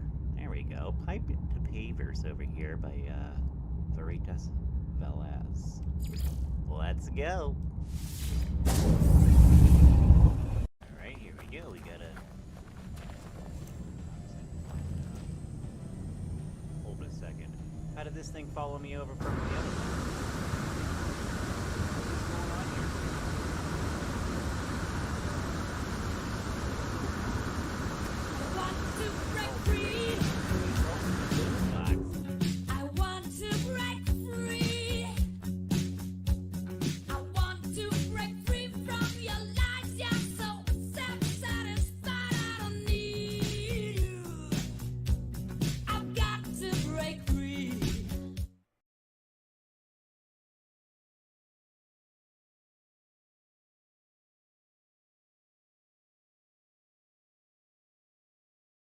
No Man's Sky Masters, it's your favorite tip and nutrient processor chef in the galaxy, Little Peter, and today I'm back with another good recipe that's sure to knock 'em dead. Today you're going to need some withering rolling batter and some cactus nectar. And what you're gonna get is some fluffy throat rippers guaranteed to shut 'em up at the parties. That's a little tip from Little Peter.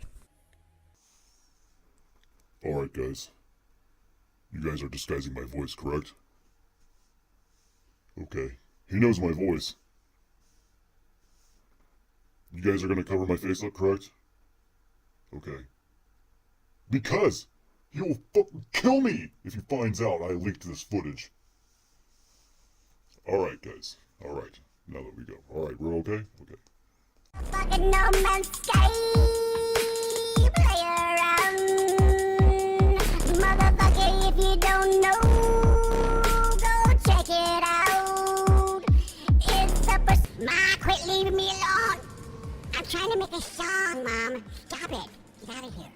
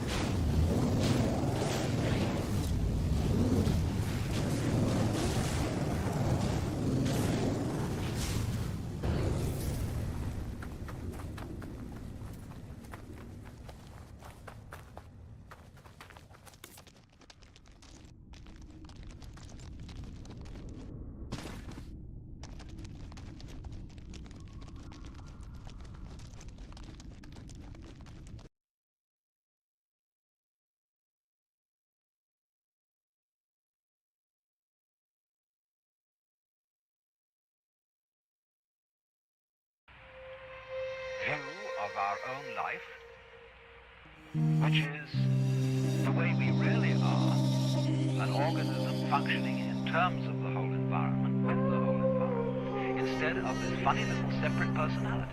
But how are we going to do that? People say, oh, you can't change human nature overnight. You're asking us to give up the ego. And that's the most difficult of all things to do. Actually, it isn't. Because the ego doesn't exist. So, of course, if you try to give up your ego with your ego, then it will take you to the end of time, end of time, end of time, end of time.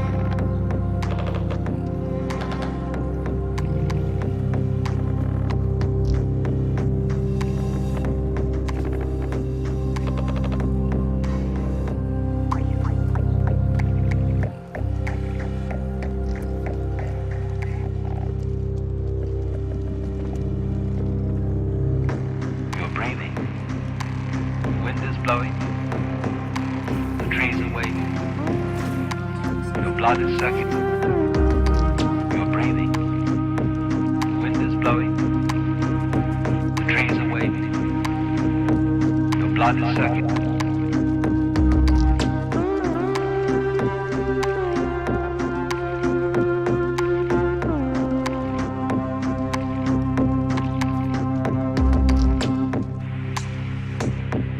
That's you. That's the real you. The you that goes on of itself.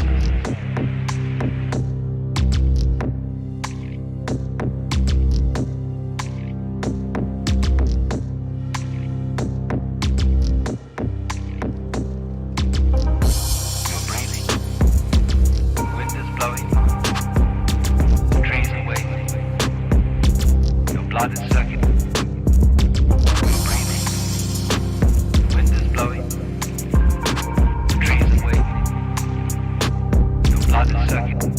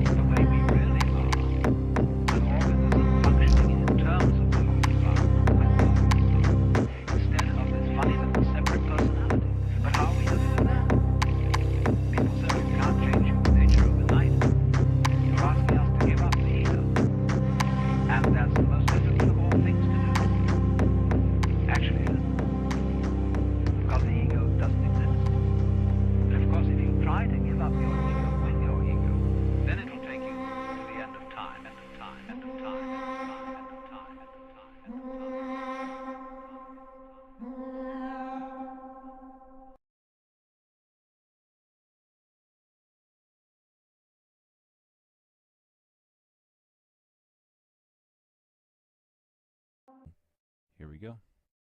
You know, No Man's Sky can be kind of, I guess, a bit mysterious, a bit weird at times, right? But, like, and also sometimes a little bit lonely, right? Because it's sci-fi, and I kind of love that side of it.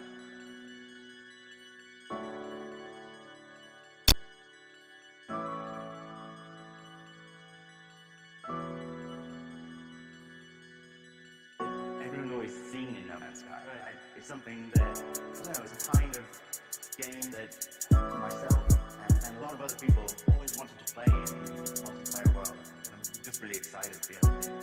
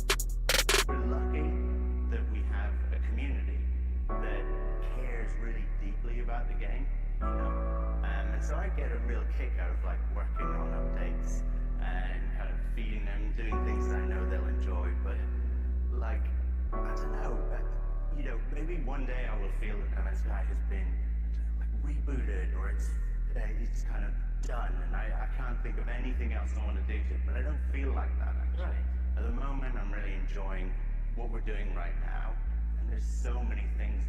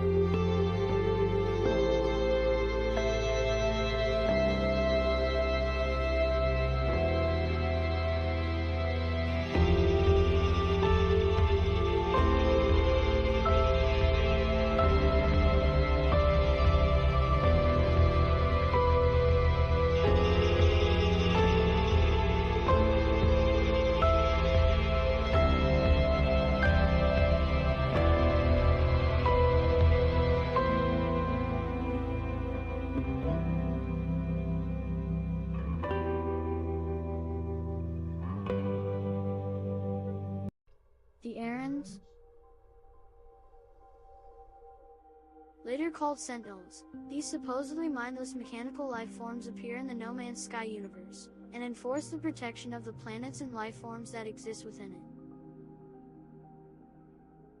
The Aeron forces consist of different variations, from small, drone-like entities to giant walkers to starship carriers. While they reached into the universe effortlessly with astonishing speed, they were quickly spotted by the Viking Alliance, who considered their actions to be against the natural order of things. And the Aerons were soon engaged in a long war with the Alliance, in which Herc would find his death. The war resulted in massive casualties for both the Aerons and the Viking Alliance. The Vikings had the last laugh when the Aerons began their retreat. But what they didn't expect was that the Gek would take advantage of the absence of Aerons to launch their attack. While the Viking believed they needn't worry about the threats of the Gek advancing outward, Korvax Prime was chosen as the next target by the Gek, who mined the entire planet for its resources and power, and took the remaining Korvax into slavery to extract the resources, until the planet was completely destroyed. This event is known as the Great Disconnection. With the Viking in no condition to fight, no one could stop the advance of the Gek. During their time in slavery, countless Korvax sacrificed themselves to pour their nanite blood into the spawning pools of the Geks. Through this process, they rewrote the very DNA of the first spawn and redirected their greed and need to dominate and conquer through war toward a need for commerce and trade.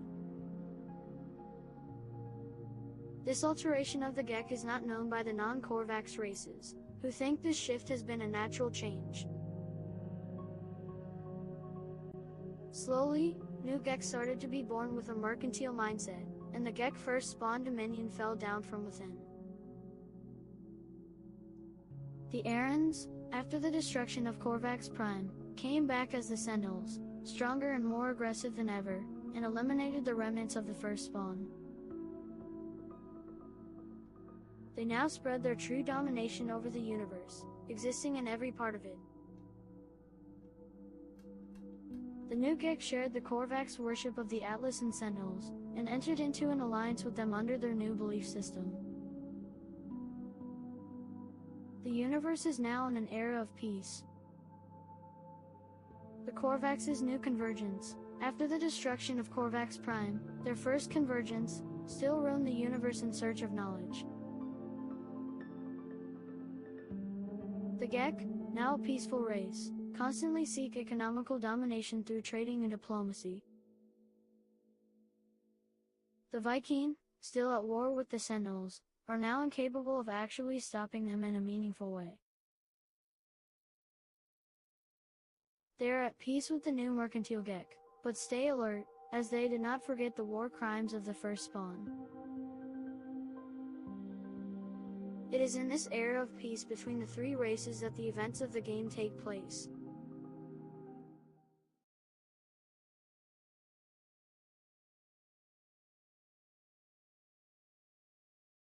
What are you doing? You're not actually going into an asteroid field. They'd be crazy to follow us, wouldn't they? You don't have to do this to impress me. Sir, the possibility of successfully navigating an asteroid field is approximately 3,720 to 1. Never tell me the odds.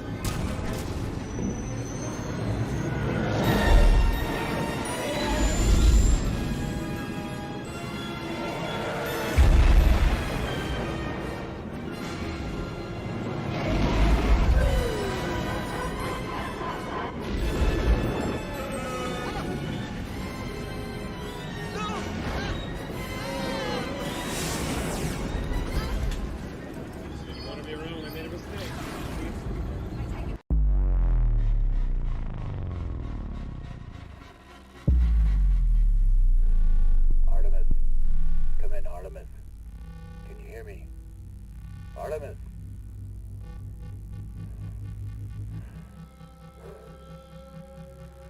You may have seen a flare that Sentinels arrived, traveler.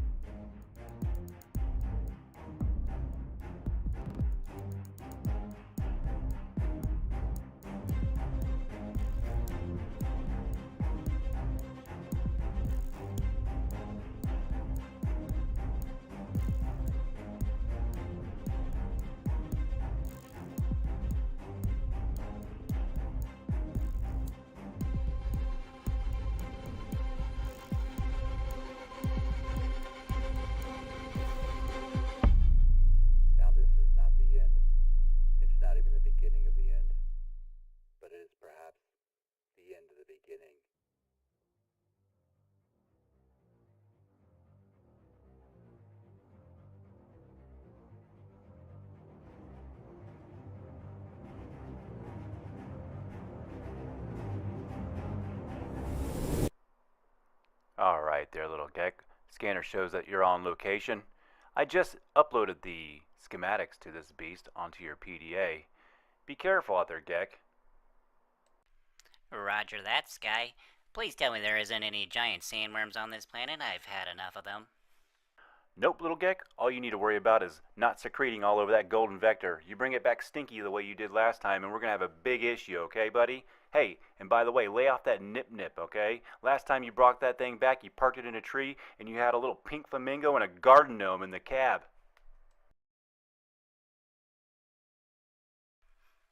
Listen here, Sky. That's my scent, and know it. And I tell you what, that nip is doctor prescribed. I have cataracts in all 4 of my eyeballs. And don't think for 1 second that I don't know that you've been skimming the nip right out of my jar, Sky. Sky? Sky, are you there? Alright, well, I'm gonna do this little inspection on this turbine tower here, and I'm gonna be on my way back, and we'll carry on this conversation. You can stay that silent treatment all you want. Oh, that Sky Masters just gets me so frustrated sometimes. I'm gonna have to put my headphones on and put on some gangster Gek music. It's the Gex. Oh! Oh yeah. Something new! Hell yeah, baby. Huh? Gex be doing it! Good, what? Stop! Drop! Shut 'em down, open up shop! Oh, no! That's a Gek Rider's roll! Stop! Drop! Shut 'em down, open up shop! Oh, no! That's a Gek Rider's roll! Gex wanna try, Gex wanna lie, Gex wonder why, Gex wanna die. All I know is pain, all I feel is rain. How can I maintain this nip on my brain? I resort to violence, my Gex move the silence like you don't know what a style is. Real Gex are the wildest. My Gex are with it, you want it, come get it. We took a spit it, you fucking right, we did it. Oh, stop, shop, shut the nexus down, open up shop. Oh, no, that's a Gek Rider's roll. Stop, drop, shut 'em down, open up shop. Oh, no, that's a Gek Rider's roll.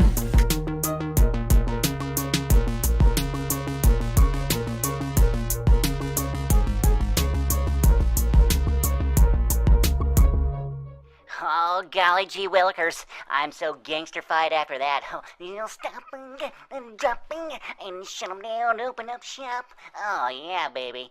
I'm gangsterdom right now. I tell you what, I'm gonna go back there and kick Skymaster's ass for taking my nip. Hey, little Gek. One of our frigates just came back in, and they shot down some pirates. Guess what they were hauling? Whoop, whoop, whoop! Got a pile of nip here the size of the Atlas. I got Billy Bong Thornton hanging out here waiting for you. Are you coming back? Aw, Sky, you know I can't stay mad at you for long. I tell you what, I'll even stop by the cleaners and have the golden vector cleaned out, because I think I secreted myself on the way over here. See you soon.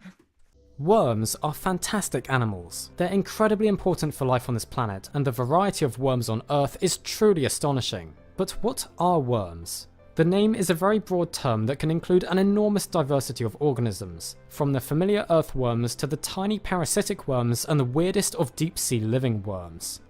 Worm is, essentially, not actually a scientific name at all. Instead, it's more of a description of a particular body plan. There are many different phyla of animals considered worms, and really the number of different worms in the world just depends on whether you consider an organism worm-shaped. All of the different groupings that you see here have been called worms at one point or another, and this is an incomplete list, as there are even certain larvae of insects that are called worms too, and so it's difficult to really say what a worm is. However, the basic definition would be an animal that's elongate, roughly, though not necessarily tube-shaped, thin and lacking a backbone. But of course there are exceptions to this, for example Anguis fragilis, commonly called the slow worm, which is a lizard and therefore has a vertebral column. Incredibly, despite a lot of the organisms called worms looking quite similar to one another due to their overall body plan, these animals are in fact more distantly related to one another than we are to reptiles, amphibians, or even fish. This is because we're all in the same phylum, Chordata, meaning we share a lot of basic characteristics that can be observed at one time or another during our development. But worms are spread across multiple phyla, meaning they aren't closely related to each other at all, and instead the general worm body plan has evolved over and over again. This must mean therefore that the worm shape is simply the best, and really everything should be a worm. Seriously though, worms just work. Like limblessness evolving multiple times within chordates, the fact that this body plan has arisen and lasted for so long in so many different lineages just proves how successful it is, and how good it is for filling the niches that these organisms are adapted for. Of course, this basic worm shape can then be modified over time as the animal changes to suit its environment and lifestyle, leading to the incredible diversity within worms that we can witness today. The three groups of organisms that today many people would consider to be the main, best known phyla of worms are the annelids, which includes organisms such as earthworms, leeches and bristleworms, the ubiquitous nematodes, including roundworms and hookworms, and the platyhelminthes, including flatworms and tapeworms. Among just these three phyla there's an unimaginable amount of diversity, but of course there's even more when the other worm groupings are accounted for as well. The name worm did actually used to have a very different meaning in the early days of taxonomy, however, when Carl Linnaeus, the father of modern taxonomy, classified various organisms under vermes, which means worms.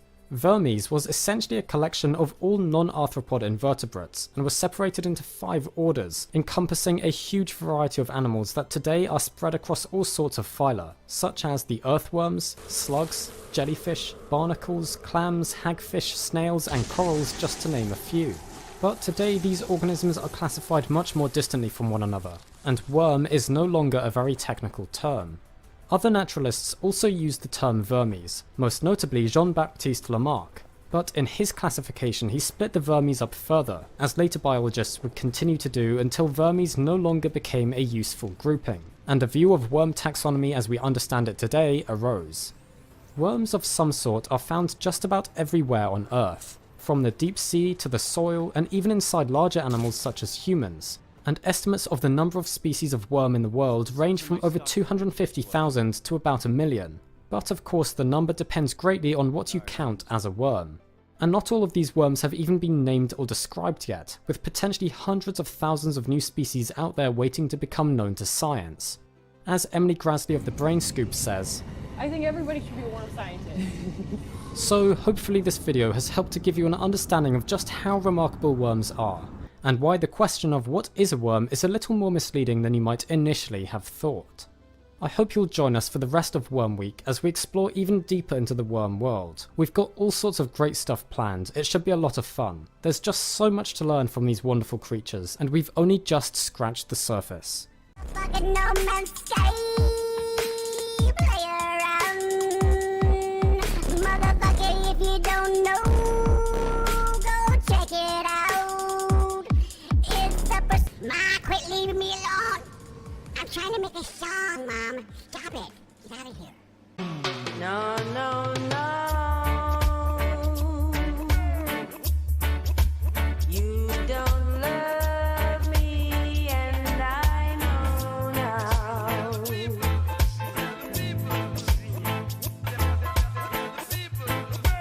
No.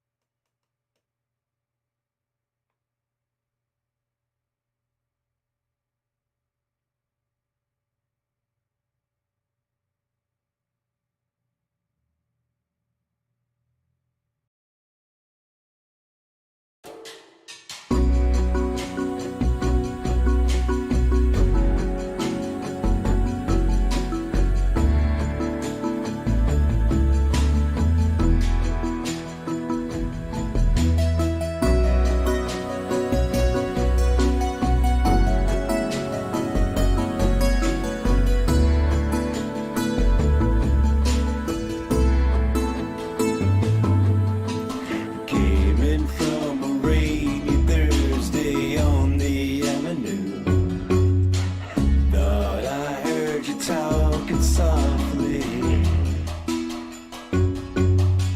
I turned on the lights, the TV, and the radio. Still I can't escape the ghost of you. What has happened to it all? Crazy, some would say. Where is the life that I recognize?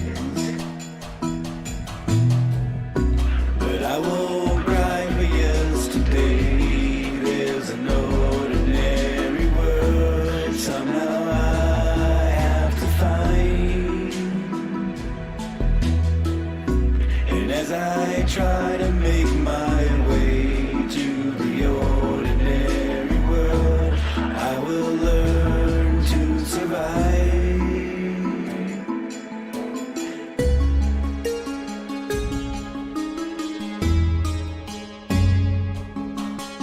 Passion, coincidence once prompted you to stay. Pride will tear us both apart. Well, now pride's gone out the window, cross the rooftops, run away. Left me in the vacuum of my heart. What is happening to me? Crazy, some would say. Where is my friend when I need you most? Well, I won't cry for yesterday. There's an ordinary world somehow I have to find. And as I try to make my way to the ordinary world, I will learn to survive.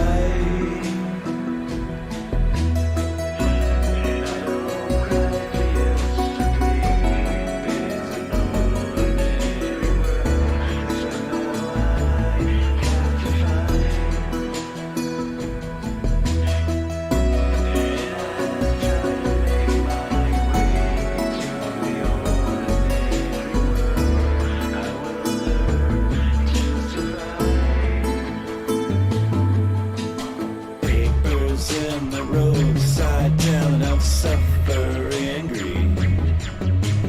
Fear today, forgotten tomorrow. Ooh, here besides the news and hope, holy war and holy need. Ours is just a little sorrow told. And I don't cry for yesterday. There's an ordinary world somehow I have to find. And somehow I have to find my way to this ordinary world. And I will learn to survive. And every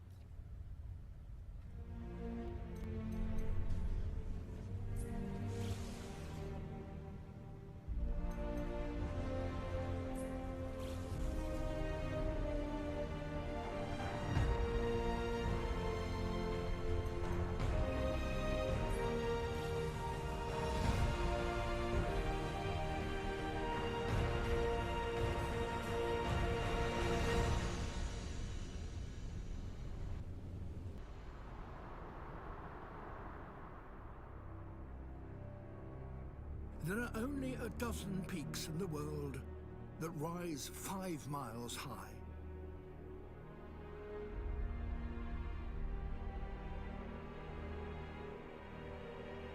All of them are here.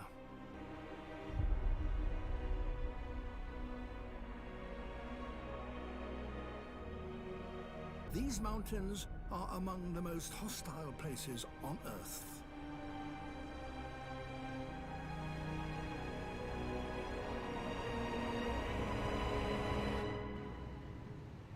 Yet, a few special animals manage to live here.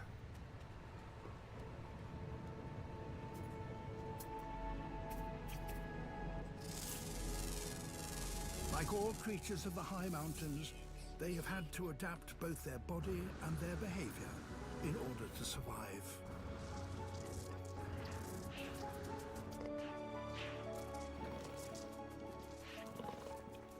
Life at extreme altitude has shaped some of the toughest animals on the planet. The sun-baked mountains of the Arabian Peninsula.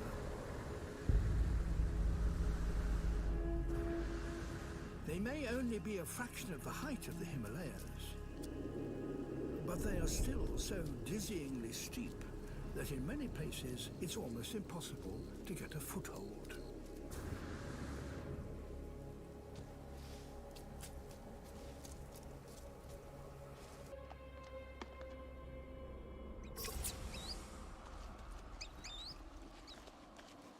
In safety, beyond the reach of predators.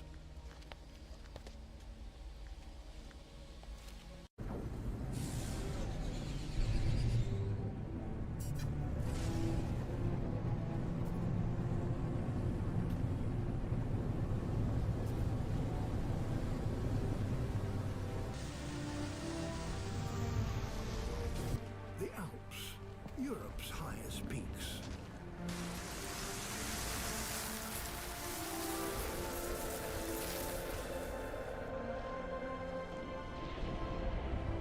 The golden eagle has to spend every daylight hour scanning the slopes for something, somewhere to eat.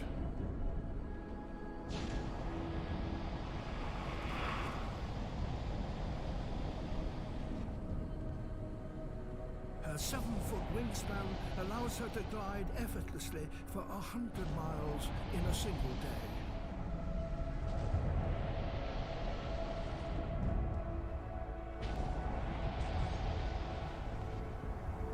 Her extraordinary eyes enable her to spot prey from 2 miles away.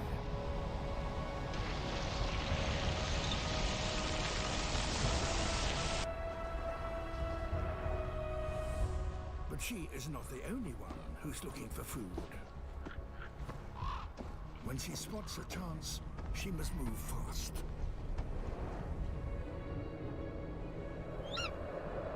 She can dive at 200 miles an hour. Only a peregrine is faster.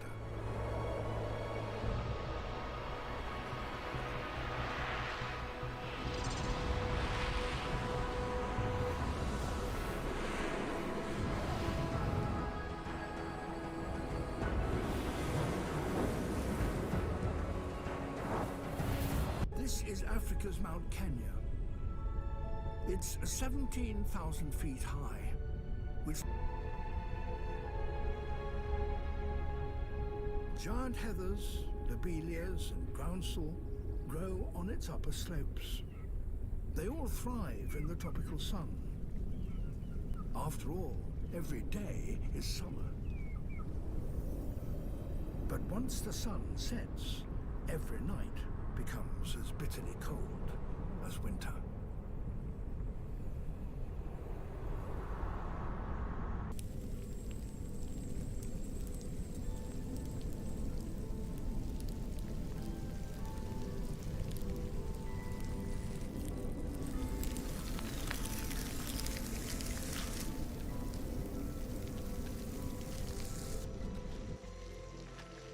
Everything freezes.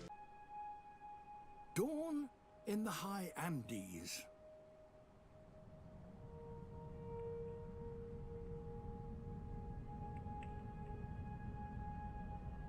Here too, the rising sun brings rapid relief to animals living amongst these volcanic peaks. Mountain Vizcacha are up early to claim the best places to catch the sun's first rays.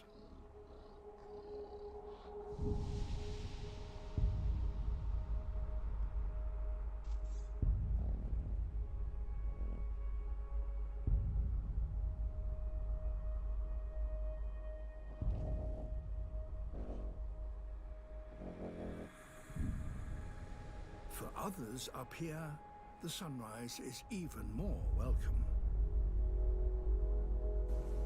At over 14,000 feet, this is the highest flamingo colony in the world.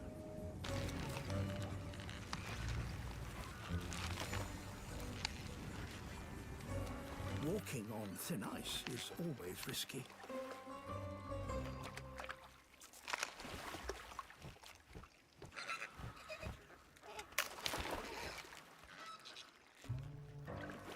And it's hard to retain one's dignity.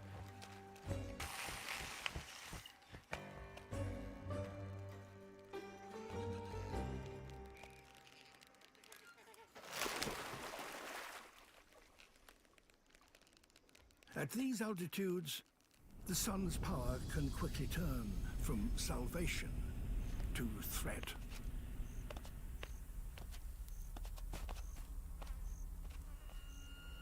The atmosphere is so thin, there is very little protection from ultraviolet radiation.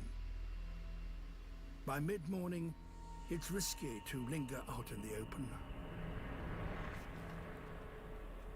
The Vizcacha are forced to head for the shade.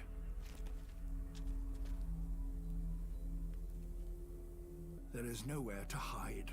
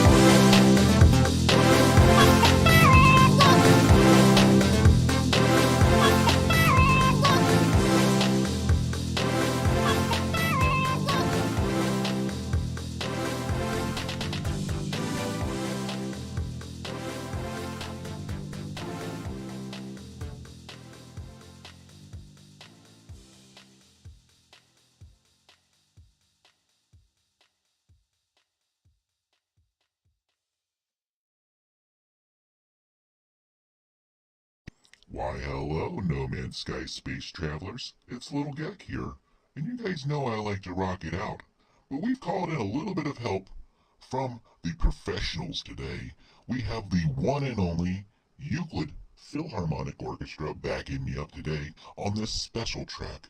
Now, this special track right here I wrote for home. It's been a long time since I've seen home. I've been traveling straight forward all of the galaxies, and this is a little message for back home, and a little bit of way I feel being the nomad Gek that I am. I hope you guys enjoy.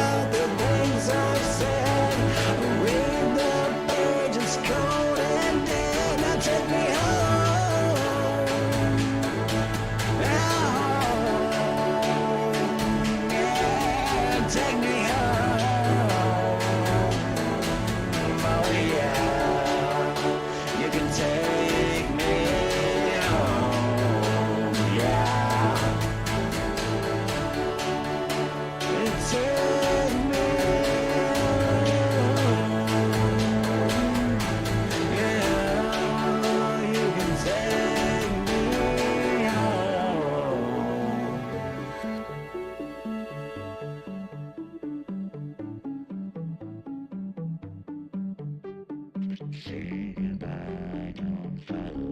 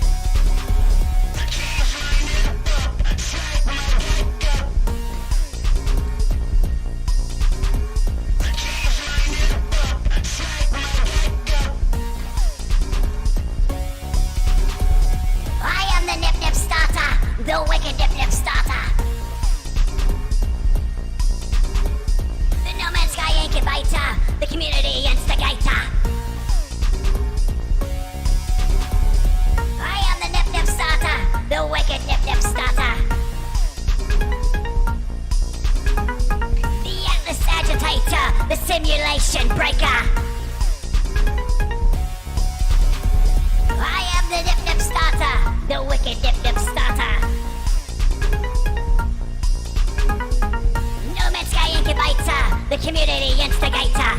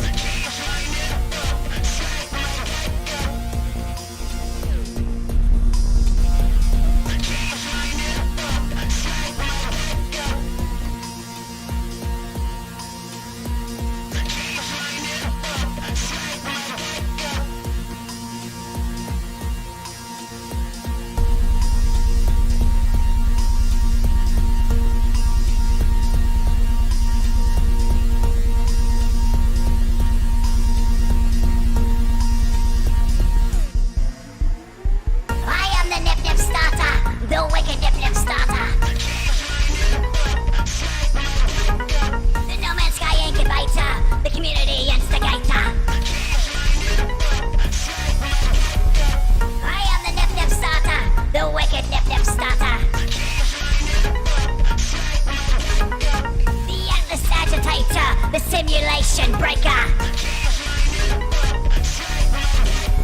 I am the Nip Nip Starter, the wicked Nip Nip Starter. No Man's Sky Incubator, the community instigator.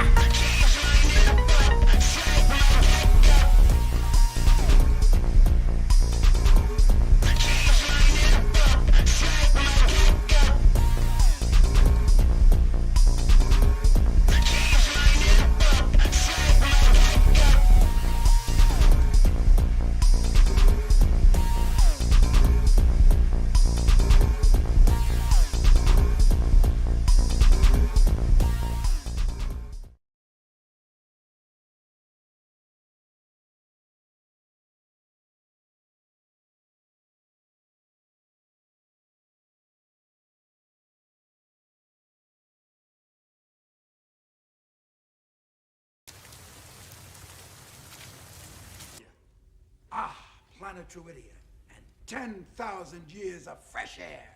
Boy, he runs things that won't last 100. What? Preparing ship for metamorphosis, sir. Good. Get on with it. Ready, Kafka?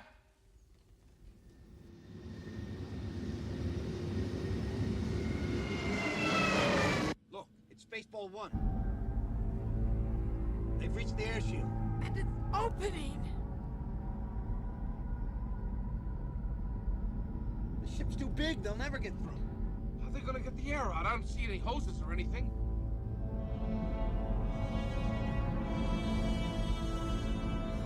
What's happening? The ship changing.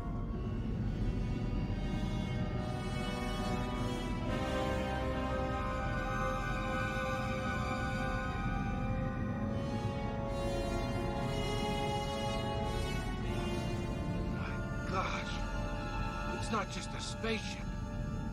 It's a transformer.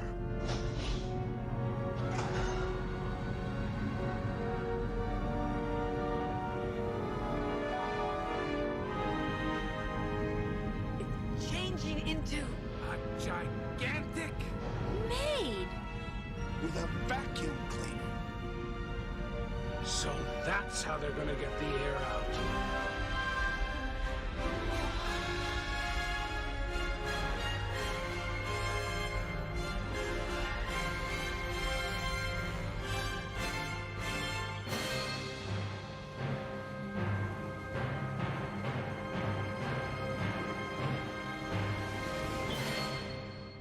Metamorphosis completed, sir. Spaceball 1 has now become... Mega Maid. Good! Remarkable. Now, commence Operation Vacuum Suck.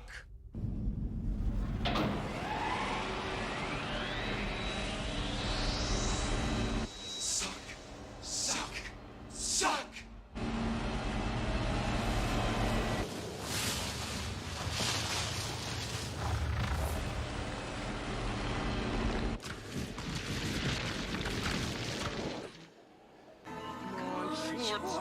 Come on, Schwartz!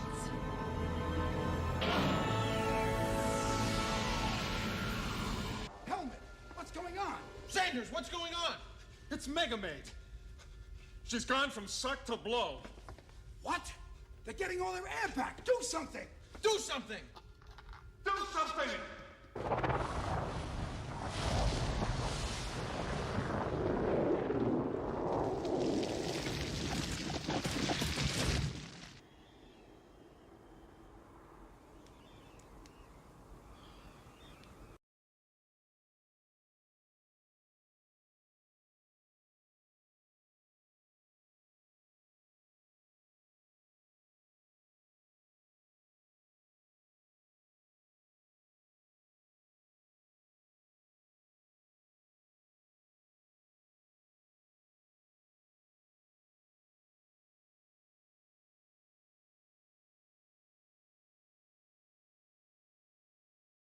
Hey, come in, little Gek. We are picking up something rather large on radar right on the outskirts of your settlement. We're gonna need you to investigate. I'm on it, Sky.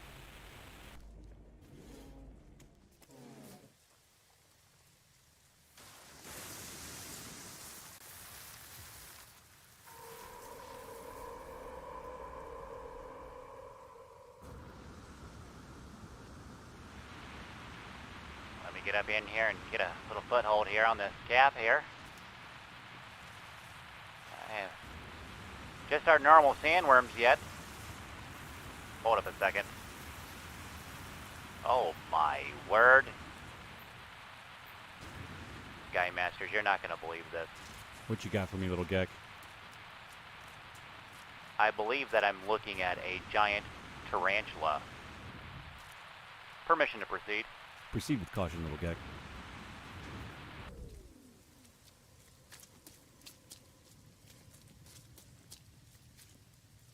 I'm going to attempt to secrete some of my pheromones out to woo her obedience. Well, let's hope this works.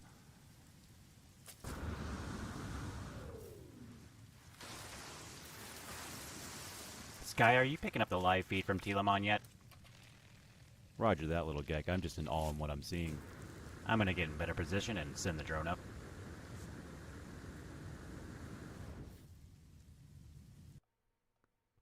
Alright there, little Gek. We've got live feed. And sensors are coming back in that they secreted pheromones have worked, and we have a docile beast on our hands. The sun is coming up, and we've got good lighting out there. And if you want to go ahead and proceed on foot, little Gek, I'll hand this back over to you.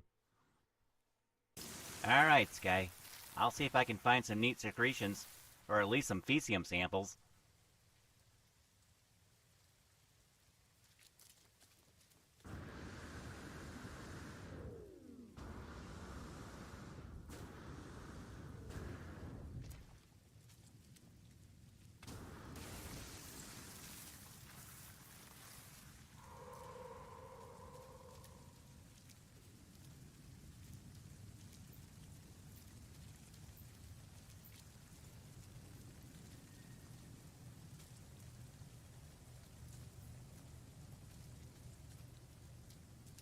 Alright, Sky, I'm coming up on underneath the one of the legs here. Looks like I'm here at the abdomen. Not seeing any PCM samples down here, but it does look like we have a pregnant mother-to-be. Looks like there's an egg sac in there. Congratulations. Aww.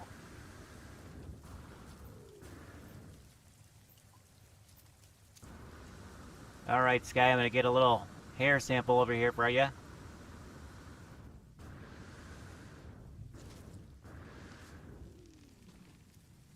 Sky, you see the fangs on this thing? I'm terrified right now.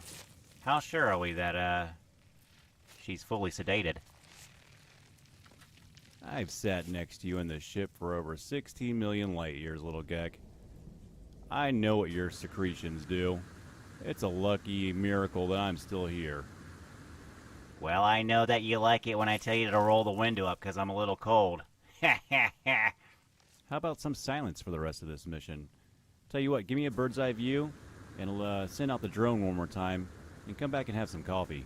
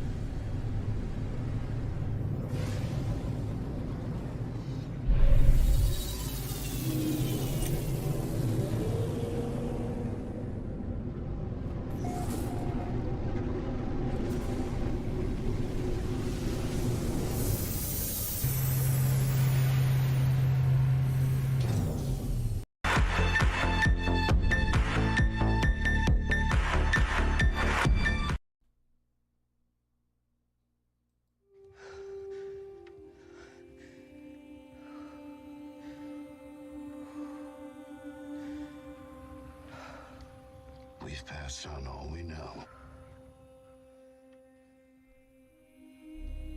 1,000 generations live in you now.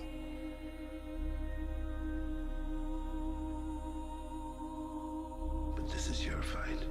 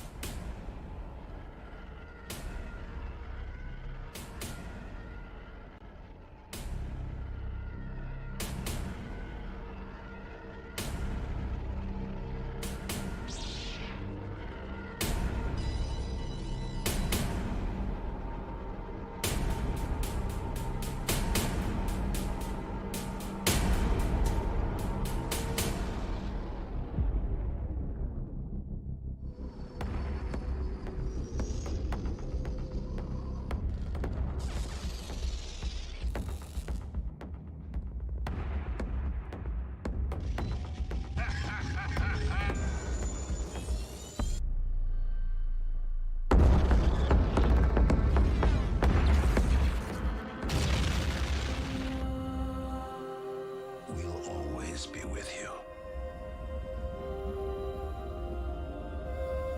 No one's ever really gone.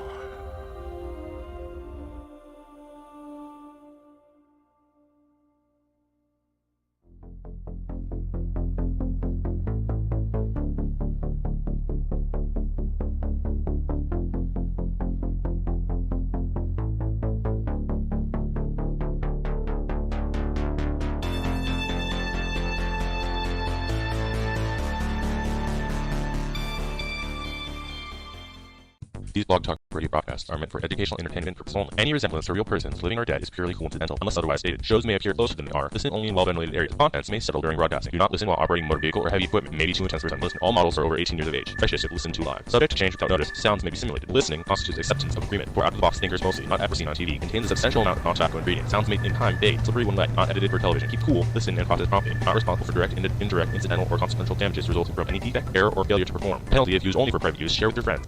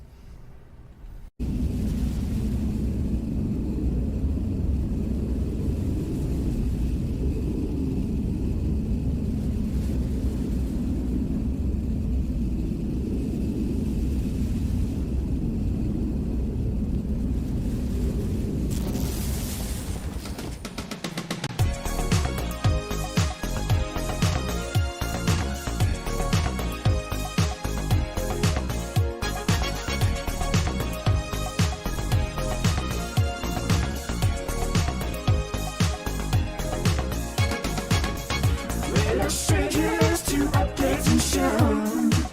You never lose and so do I. Sean's gonna tweet what he's thinking, and they will go crazy with dirty eyes.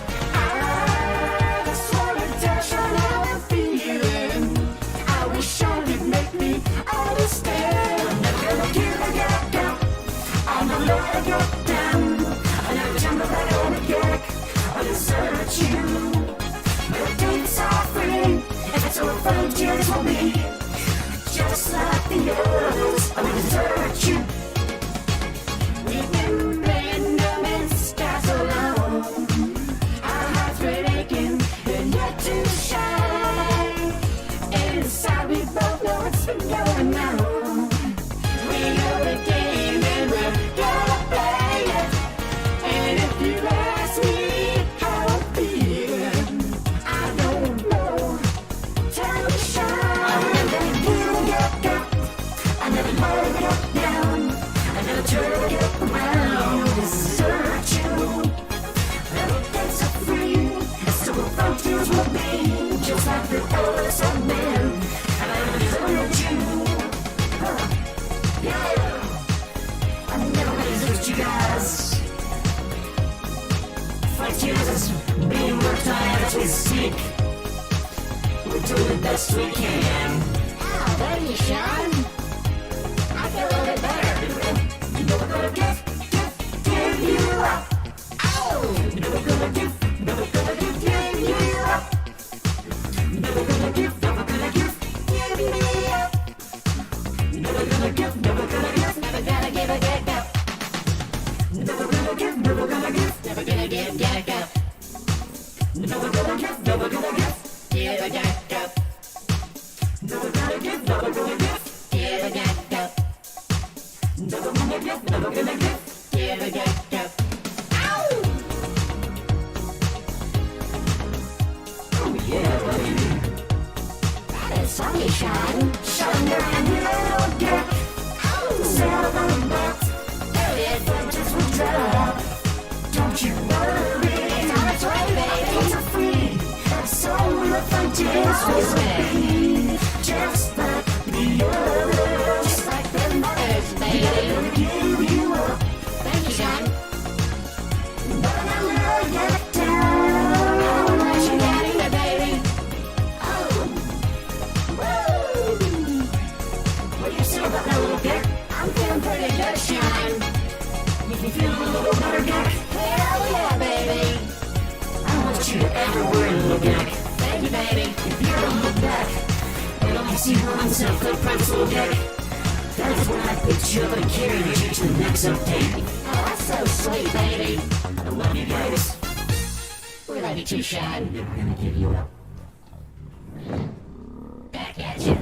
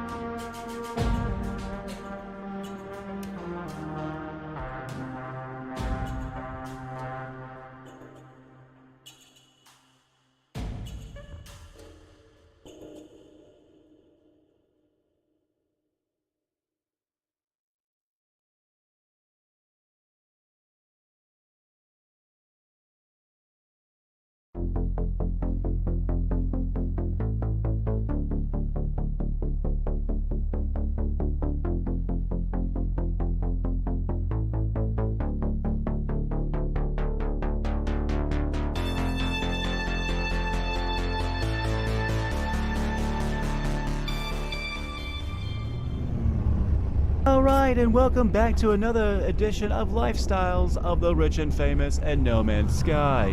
What would you do if you were already capped out at 4.2 billion units? You would live a lavish luxury lifestyle just as you see here by No Man's Sky Masters. You can see here in his 48,000 room, 1,600,059 million square foot funhouse that he has built himself. I'm just kidding. I'm not going to do this whole thing throughout this video, but I thought it was a funny intro there. Yeah, this is the funhouse, and it's an older build, and I like it. It's one of my favorites here. This is where I really first started getting into manipulating Blender very well in multiple layers. So this was a lot of back and forth. A lot of people have a misconception of Blender, and we just hit a button. So this was taking a lot of the previous ideas that I had came up with and maybe kind of started blending them together. And in the middle of this process, I found out how to, you know, kind of do multiple layers. So, gosh, looking back at this, my style has changed so much in the last, this has got to be over, you know, it's maybe 2 years old here. So this definitely could be something that I could go back in on and redo, because I've redone the maze that is underneath this thing to a higher standard, and definitely I kind of made it a little easier. This is super cool right here. Like if you're very familiar with the fair, this topside scene is supposed to kind of mimic this whole fair thing, and this is going to be my version, No Man's Sky space version with low gravity of the Gravitron. So as you can see in here, I got some really cool little designs. That was part of the engine out of the Enterprise there. It's kind of the same little design. I recycle and reuse a lot of parts here, but I think this was I think this is super cool. Just small little stuff. I usually don't go into super details like that, but when I get a hankering for an idea, especially like on the Gravitron, something that takes me back, that was kind of important for me there too. Make that look good. I think he even put a little golden Gek over there too. I think he's riding on there. But this is one of the bases that's probably still up in the original hub.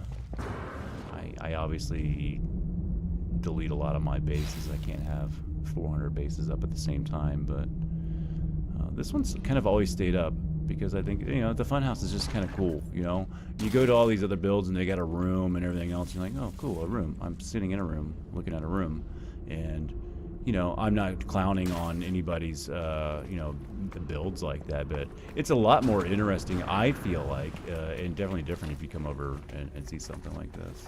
So that's the way we came up right there. And then there's me and Zootek right there, because he helped me build this. I'll explain that in a minute. Check out that Nip Bud tree. I'm going to have to go back and maybe pull that out, because I haven't made one quite like that. That looks super cool. That might be my next Christmas tree. And then, of course, we need to pay to get in, and that's your ATM and admission there. Now, I laid the foundational work in this here, but UTech came over and did he's my fabulous interior decorator. He's just absolutely wonderful. Look at all this stuff he did. And he came in here and did this by hand, too. So it's a lot of, you know, the wire glitch technique. He was in here doing it by hand while I was messing around with other things, because this is a lot of back and forth. So this is not just done in Blender. You got to do some in Blender. You got to come in here, do some decoration. You got to go back out. We shared a file. It was a little bit of back and forth. I know it looks like a jumbled up, kind of like a thrift store of built parts, and it is. It really is. And I wouldn't even take offense to that. If you said like this was like this reminds you of Goodwill, I would be like, thank you. I'll take that as a compliment. Yeah, so that's fine. You know. And he did a wonderful job, you know, trying to keep people flowing in the right direction. There was some open spots, so we closed them up to try to maximize space. So you would have to go through it in a back and forth way and get the most visual experience from the user that walks through it. And we execute that pretty well here with a scattered all over the place Goodwill thrift store style.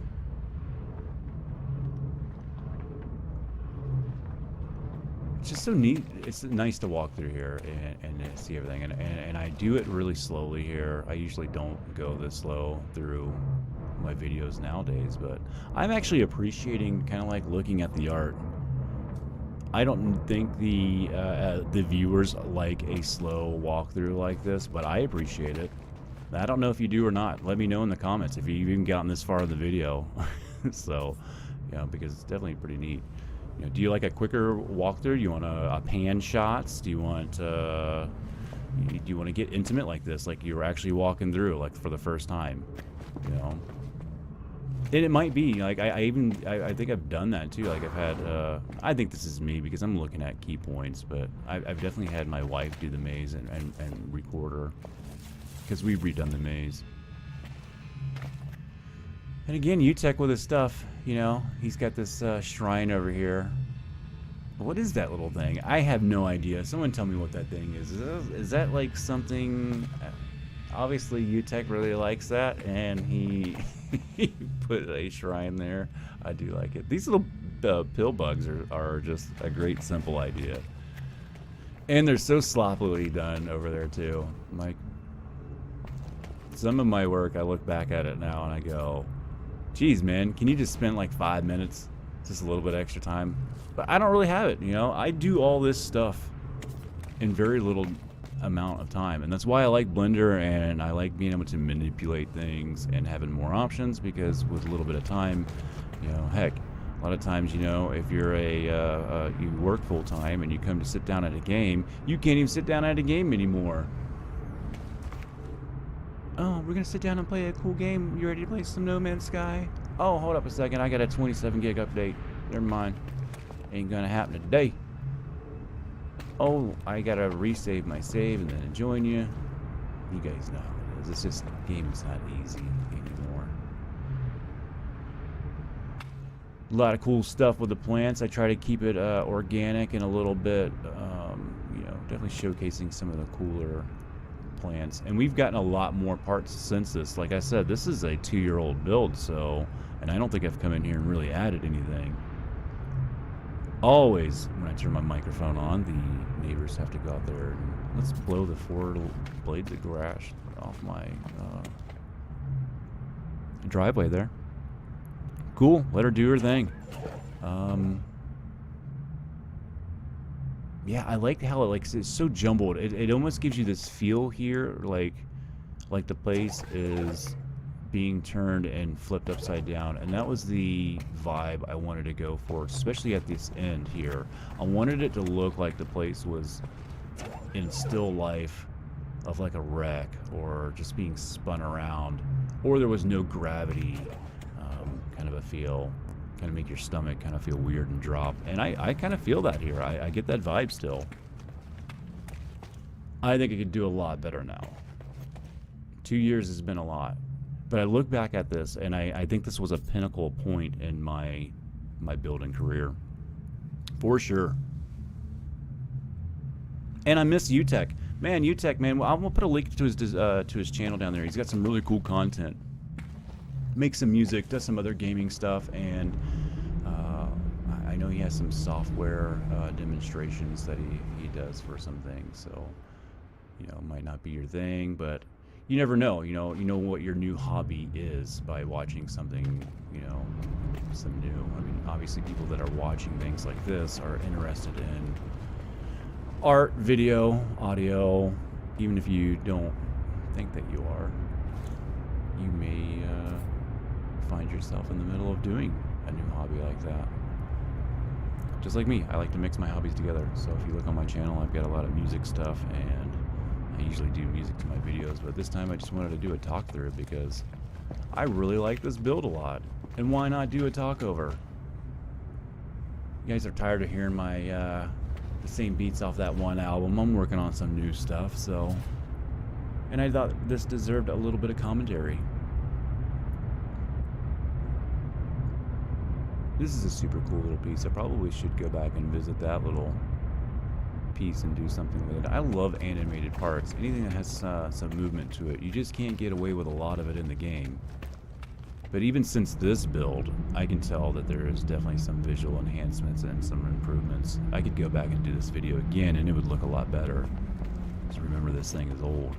So, in here, this is where I saved it all messed up. So, you know, I definitely have all these gone back and fixed. I probably saved it at the end of this video, but you walk down here and this is where the entrance to the little maze is. You know, exit through the gift shop. But you got to go to the maze first. And man, I tell you what, I took this maze and gosh, it was so hard in the beginning. Like, everybody hated it, and I've done this maze several different times now, but I love being able to walk on these glass underwater pieces that are upside down, and you have this full immersion of the planet and just dangling over like this little hamster. So that is super cool in itself.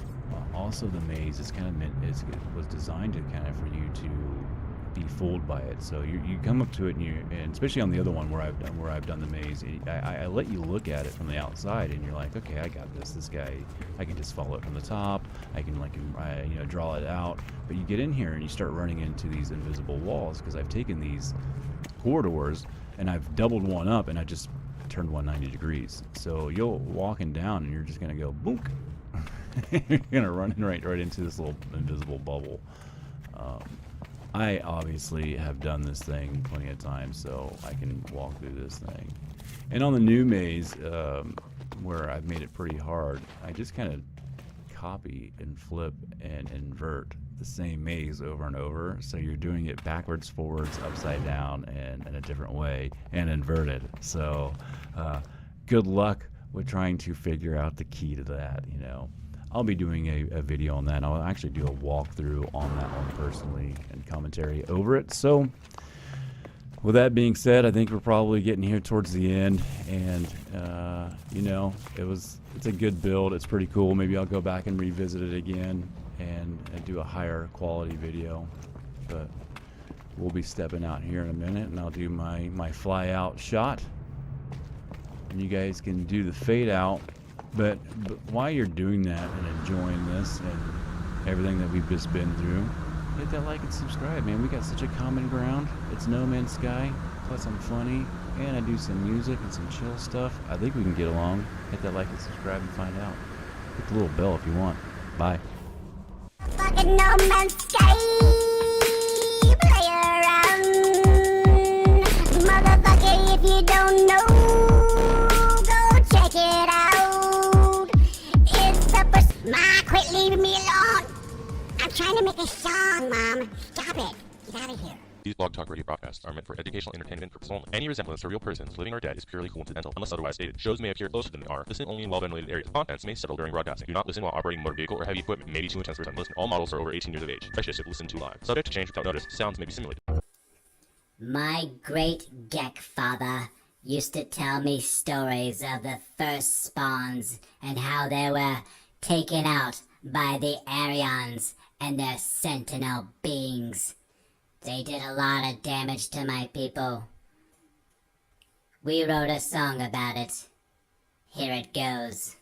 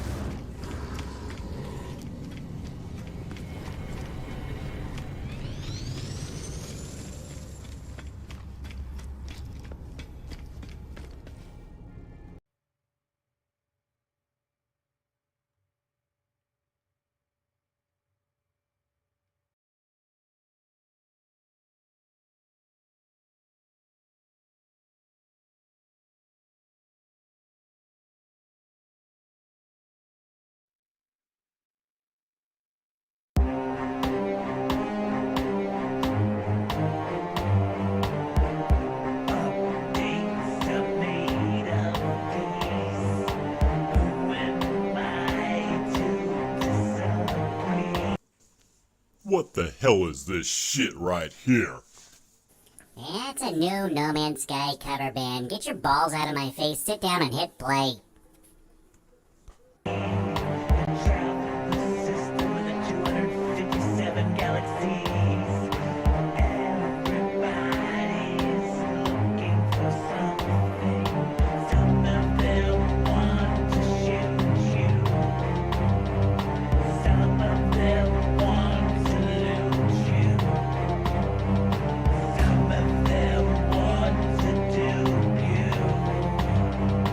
Some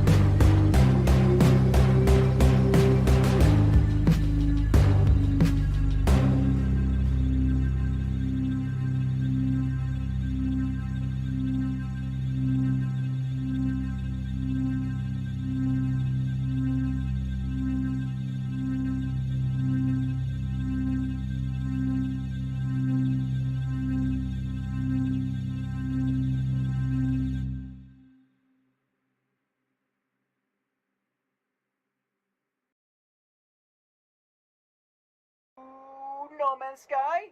You like No Man's Sky? I like No Man's Sky. We both like No Man's Sky, and we have something in common already. I like odd things that nobody has done before, and I do odd things that nobody has done before in the realm of No Man's Sky.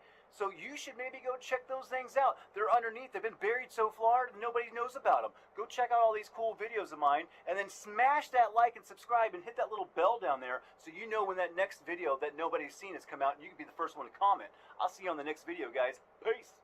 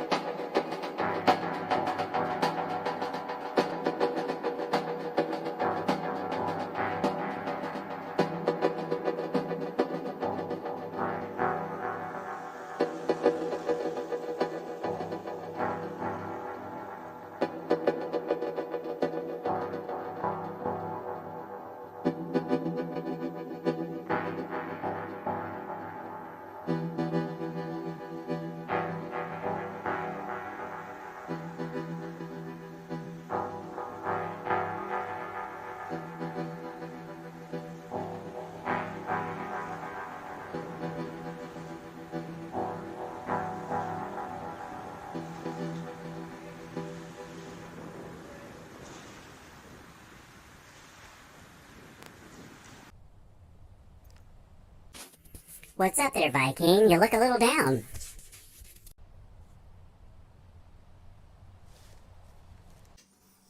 Well, little Keck, I'm really worried about tonight.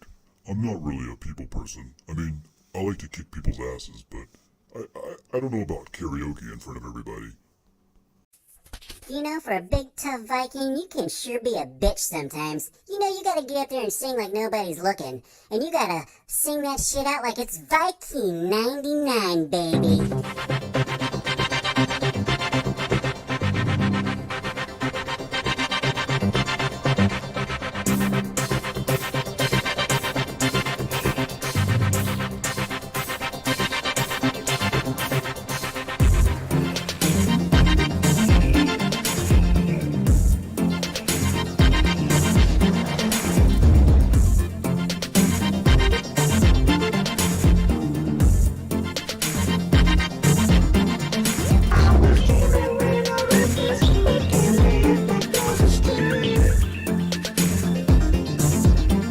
But when I woke up this morning, I could swear it was Judgment Day.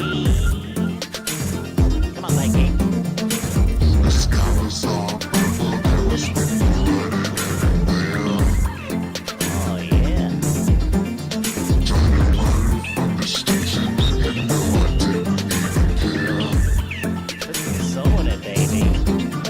Cause they say it's nothing serious, everybody knows out of time. Yeah, Viking. So tonight I'm gonna party like it's Viking 99. Oh, yeah, baby.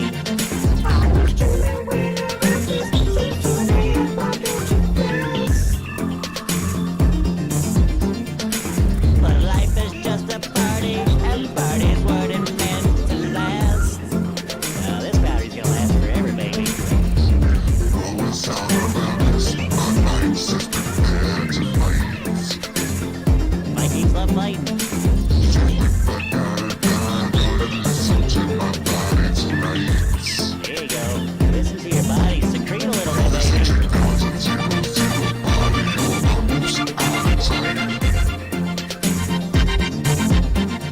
So tonight I'm gonna party like it's Viking 99. Oh, yeah. Now, you're not bad at this, Viking.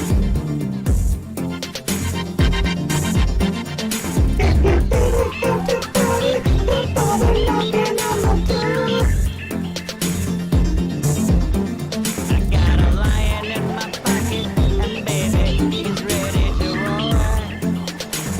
Yeah, you Viking.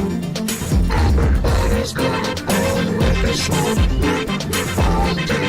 Smoke that nip every day, baby. I'll let that happen, I'll dance my life away. Dance it out, Viking Shakur. They say you're chosen to party on the house out of time. So tonight I'm gonna party like it's Viking 99. 2000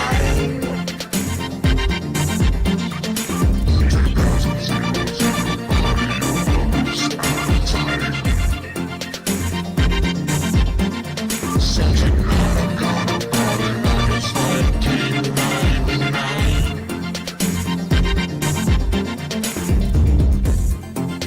Hell yeah, Viking. You wanna do another one?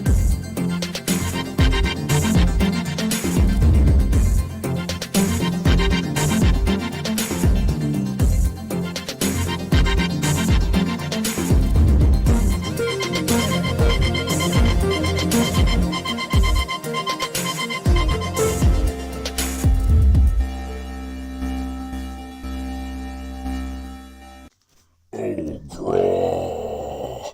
What a night. Little Geck, what is this smell I'm smelling? What is all over my face? What are you guys looking at? You should be hitting that like and subscribe and hitting that little bell at the bottom. I'll see you guys tomorrow. Little Geck, give me something for this headache.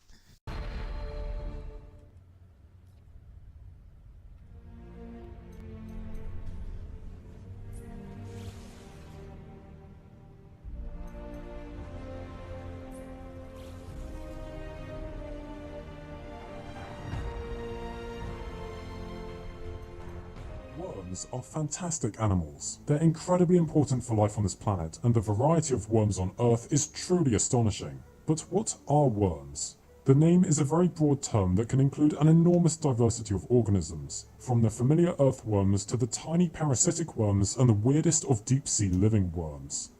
Worm is, essentially, not actually a scientific name at all. Instead, it's more of a description of a particular body plan. There are many different phyla of animals considered worms, and really the number of different worms in the world just depends on whether you consider an organism worm-shaped. All of the different groupings that you see here have been called worms at one point or another, and this is an incomplete list, as there are even certain larvae of insects that are called worms too, and so it's difficult to really say what a worm is. However, the basic definition would be an animal this elongate, roughly, though not necessarily tube-shaped, thin and lacking a backbone. But of course there are exceptions to this, for example Anguis fragilis, commonly called the slow worm, which is a lizard and therefore has a vertebral column. Incredibly, despite a lot of the organisms called worms looking quite similar to one another due to their overall body plan, these animals are in fact more distantly related to one another than we are to reptiles, amphibians, or even fish. This is because we're all in the same phylum, Chordata, meaning we share a lot of basic characteristics that can be observed at one time or another during our development. But worms are spread across multiple phyla, meaning they aren't closely related to each other at all, and instead the general worm body plan has evolved over and over again. This must mean, therefore, that the worm shape is simply the best, and really everything should be a worm. Seriously though, worms just work. Like limblessness evolving multiple times within chordates, the fact that this body plan has arisen and lasted for so long in so many different lineages just proves how successful it is, and how good it is for filling the niches that these organisms are adapted for. Of course, this basic worm shape can then be modified over time as the animal changes to suit its environment and lifestyle, leading to the incredible diversity within worms that we can witness today. The three groups of organisms that today many people would consider to be the main, best-known phyla of worms are the annelids, which includes organisms such as earthworms, leeches, and bristleworms, the ubiquitous nematodes, including roundworms and hookworms, and the platyhelminthes, including flatworms and tapeworms. Among just these three phyla, there's an unimaginable amount of diversity, but of course there's even more when the other worm groupings are accounted for as well. The name worm did actually used to have a very different meaning in the early days of taxonomy, however, when Carl Linnaeus, the father of modern taxonomy, classified various organisms under vermes, which means worms. Vermes was essentially a collection of all non-arthropod invertebrates, and was separated into 5 orders, encompassing a huge variety of animals that today are spread across all sorts of phyla, such as the earthworms, slugs, jellyfish, barnacles, clams, hagfish, snails, and corals, just to name a few. But today these organisms are classified much more distantly from one another, and worm is no longer a very technical term. Other naturalists also use the term vermes, most notably Jean-Baptiste Lamarck, but in his classification he split the vermes up further, as later biologists would continue to do until vermes no longer became a useful grouping, and a view of worm taxonomy as we understand it today arose. Worms of some sort are found just about everywhere on Earth, from the deep sea to the soil and even inside larger animals such as humans. And estimates of the number of species of worm in the world range from over 250,000 to about 1 million. But of course the number depends greatly on what you count as a worm. And not all of these worms have even been named or described yet, with potentially hundreds of thousands of new species out there waiting to become known to science. As Emily Grasley of the Brain Scoop says, I think everybody should be a worm scientist. so hopefully this video has helped to give you an understanding of just how remarkable worms are, and why the question of what is a worm is a little more misleading than you might initially have thought.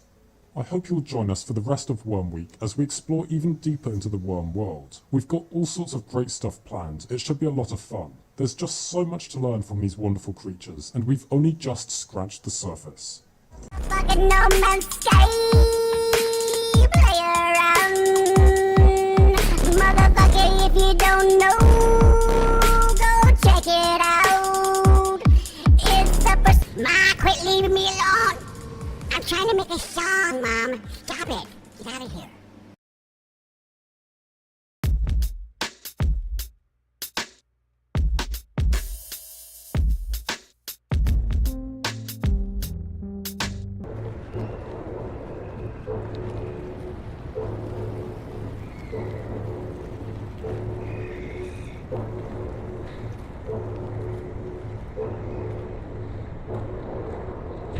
come a long way, traveler. What is it that you seek? Yes. Can I get a number 2 with a large fry and a Dr. Pepper, please?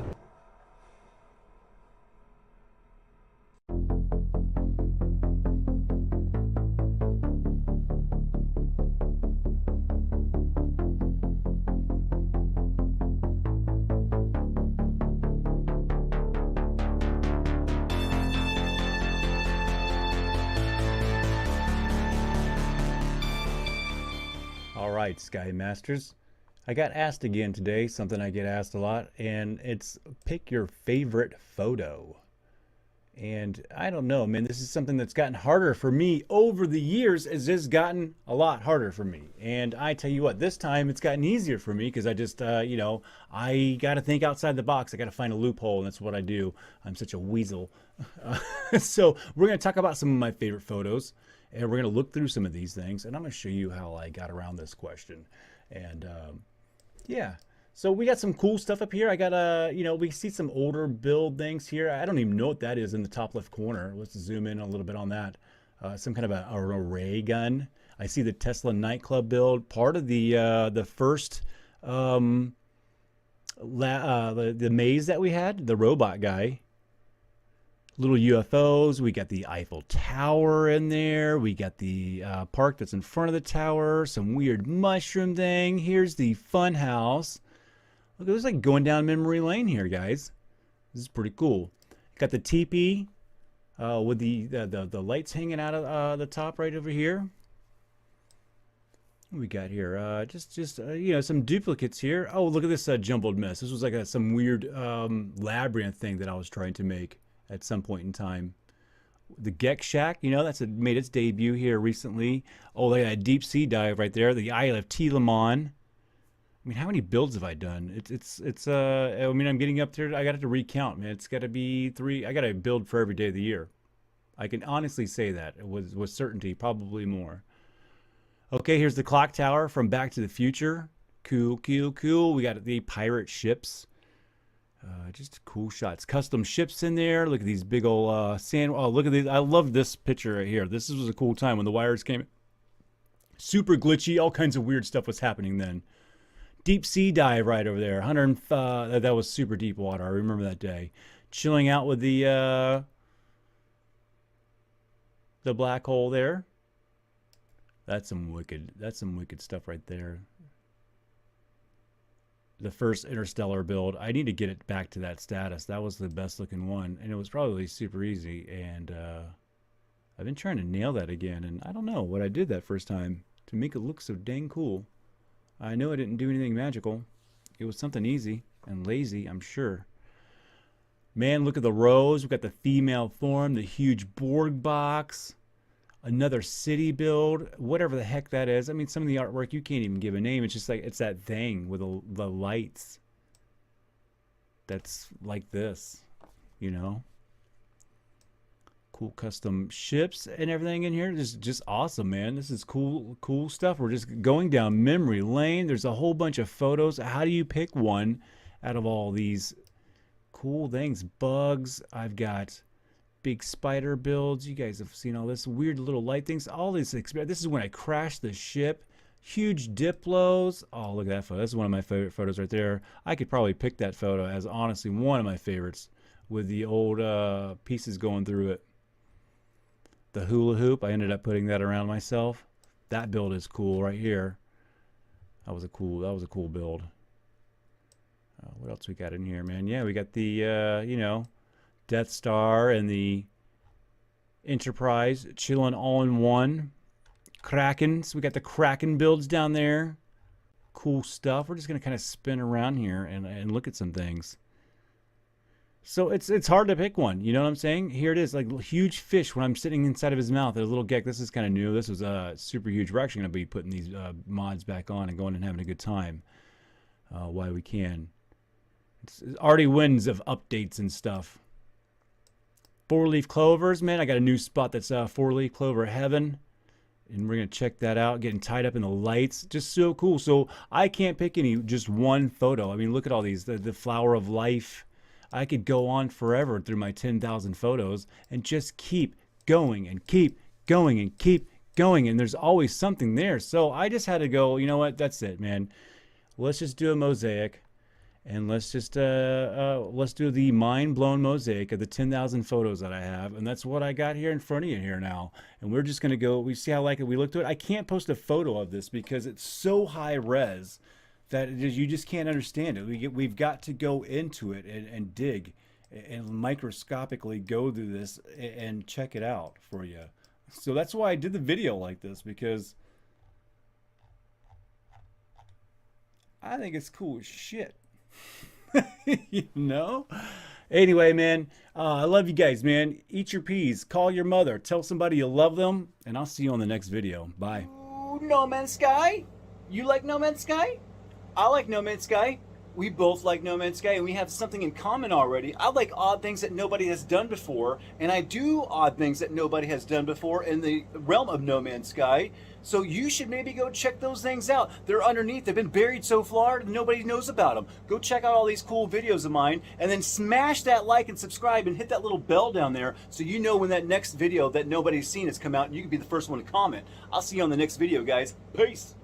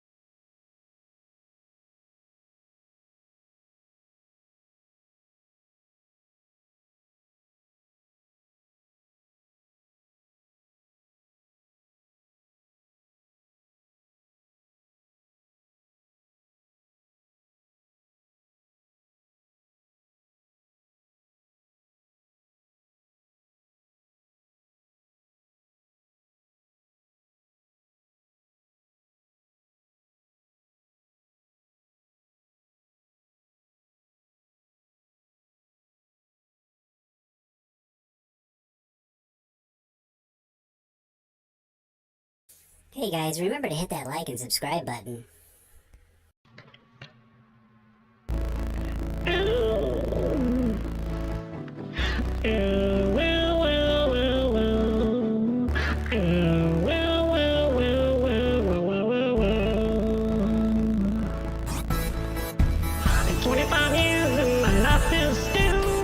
Trying to get up that great big hill for a destination. I realized quickly when I knew I should that the whole world was made up this great big brotherhood of Jack. Whatever the heck that means. And try some things when I'm lying in bed just to get out what's up that's in my neck, and I'm feeling a little peculiar. And I wake in the morning and I smoke some dip, and I take a deep breath and I get real high, and I scream at the top of my lungs, what's going on?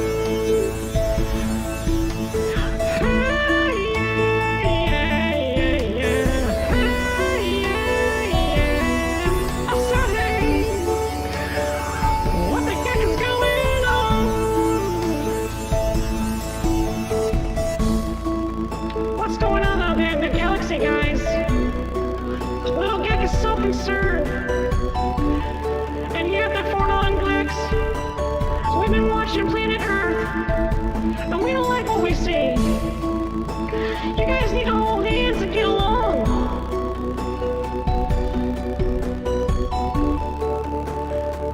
What the heck is going on? And I said, hey, lying in bed, what the heck is going on in my geek head? It makes me feel just a little peculiar. So I wake in the morning and I smoke some nip, and I take a deep breath and I get real high, and I scream at the top of my deck lungs, what's going on?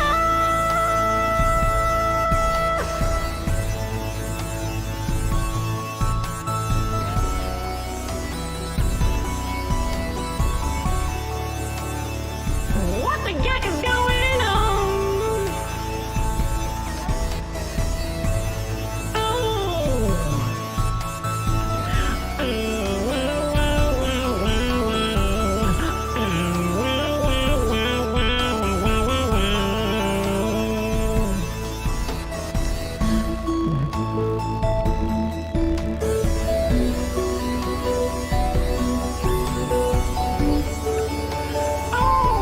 It makes me feel a certain way. So I wake in the morning and I smoke that nip, and I take a deep breath, and I look down at our Earth, and I say, what the fuck are you guys doing? Hey, yeah, yeah, yeah, hey, yeah, yeah. What the heck are you guys doing down there, man?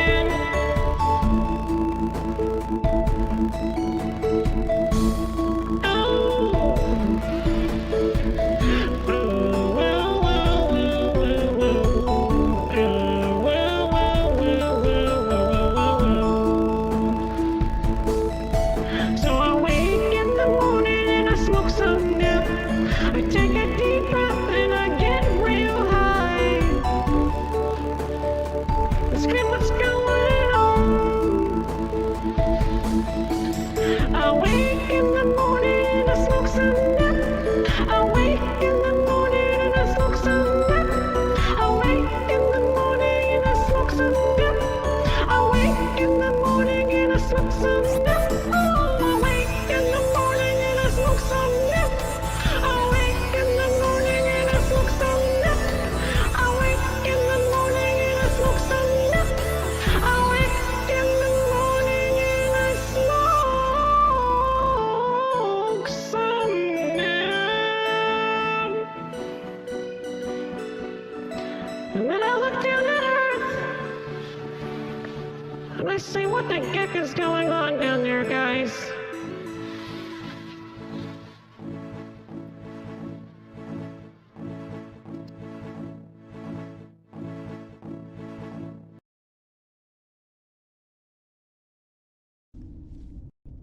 Alright, no man's high.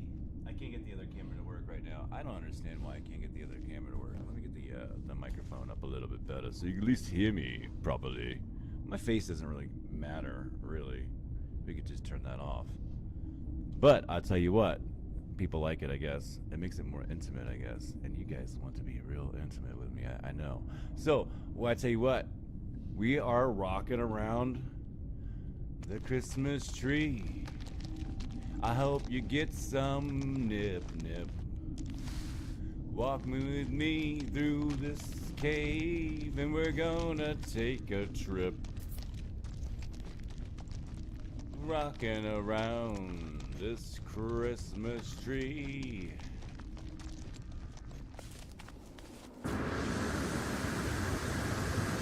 I think somebody's been hitting the nip a little bit too much this morning. Hey, we got this crazy frozen tundra here with all this green and frozen stuff. So I was like, man, you know what? I think this would be kind of cool to throw down the old Christmas tree. What the hell is that thing at? Oh, look at the spirals going up the middle of it. It's just disappeared. It is so wonkered out. Look at all this garbage up there. Okay, let's get back over there. All right, I was going to make a dramatic entrance, but that is not going to happen because, well, we've got the game super maxed out, and then it's in 4K, and we got Normandies all hanging out over here, just teasing everyone. Let's see if we can get a nice little photo here for the folks back home. They're never going to believe this. Alright, here we go. Let's Normandy this. This is my Christmas card for the folks back home. I mean, we visited the country's world. Oh, you know, if you ever driven across country in America, anyway, you know that almost every state has the world's largest something. I don't know, twine ball or I don't know. I've seen them all, man. I've been across country here quite a few times, and it's just funny, I think, to me. So yeah, we got the world's largest Christmas tree. It's a postcard. It's in Isadora Zone. Must be the sign-in station over here, huh? All right, how do you get in this place? I see some golden Diplos down there. Must be my signal. It's almost like I know the guy who built this. Real punk. Guy's not cool at all. Mean. Super mean. Sky Masters or whatever the hell his name is. I don't know. Some nerd. Alright. I want to just say, this is an old build. So, I mean, as amazing as it is, it's definitely, you're going to look at it now and go, hold up, man. Aren't you better than this? No. No, but it's a really good. I could do it a lot better, for sure. And it was decorated by UTech, but I think this is not the decorated version. I had it slimmed down so I could probably add the stuff upstairs. But as you've seen from the outside, my Fibonacci spiral staircase that goes inwards, you can definitely see where that was inspired now. From some of that Math XYZ geometry.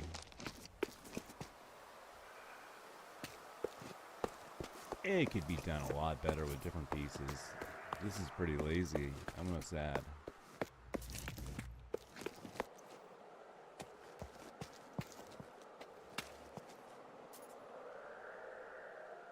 Yeah, we got some of those modded lights beaming out outside. We can kind of see them focusing in on us right here, right now. Let's see if we can get a look at that over there. Cool, just the light beams going through everything. I like that they do that. So you can work to that to your advantage.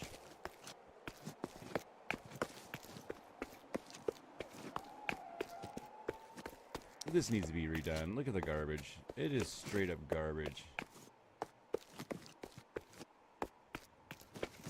I'm highlighting my own garbage build right now. It's still amazing. I just think it's lazy garbage in my on my standards here. It's old. It was for a competition and we rushed it out, and I had UTech come in here and he decorated the inside, which really helped out on the tour, because if the tour would have looked like this, which is kind of boring, it's like, oh, a spiral staircase, oh, okay, big star and all this crazy stuff. The outside, well, it's still nice, but the run up is kind of boring. Hey, let me mind you, this is this is before the teleporters came in. I mean, we were begging for teleporters forever, so one of the biggest pivotal points of the game. Because then we ended up with stairs like this. And what the hell is going on here? Alright. I tell you what, speaking of nip-nip, man, look at those damn nip-nip trees out there. Absolutely beautiful. It's so green. It needs a lot of red. So let's try and throw some red in there. Alright, what the hell do we have up there? How do we get up there? We got a lot of stuff going on up here. Alright, so this is Bizarro's capital build. And we'll have to get into it. It's up, this piece right there is, anyway. The Christmas tree is obviously mine, because disordered, chaotic build is my specialty.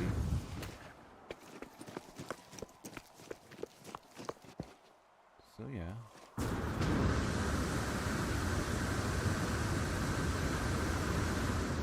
Yeah, that needs to go. That's probably hurting the build right there. But that's a cool entrance. I think that's a dope-ass photo. Let's go ahead and pull this back out. Now that's a really, that'll be the cinematic reveal shot right here for the video.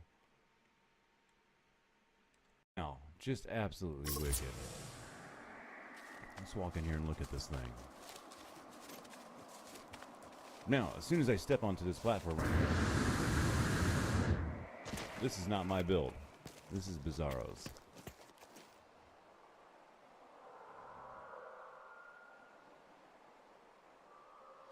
Absolutely fantastic. Let's we gotta get a shot of that right there.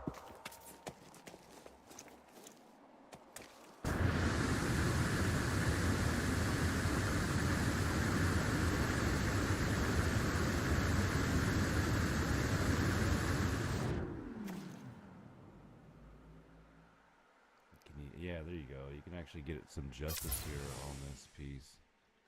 Just drop the sun down. Let's center that up a little bit. Gosh, I mean, with the wall being there, am I going to even be able to kick it back a little bit?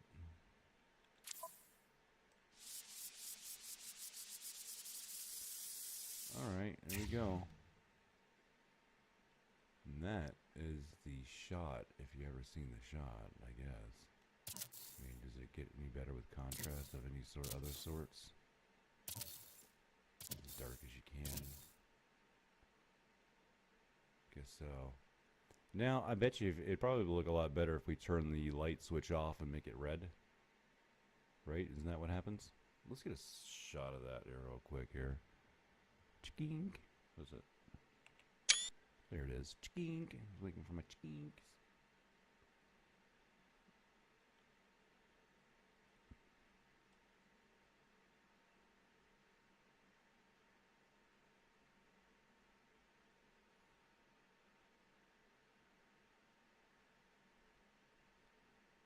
Alright, pretty neat, huh? That's pretty cool. I think so. We learned a lot from this. I won't get into explaining it exactly. Well, I mean, she's really good with placing things, but I would say that this was, I don't know, really good at, I don't know if it's an import or they just really just replaced the points on the other model that they had built, which was, it's a possibility that it's hand built. I mean, it's not super complicated or anything, but it's precise, and it definitely took some knowledge and some skills for certain. And it's just wicked to look at, man. Right?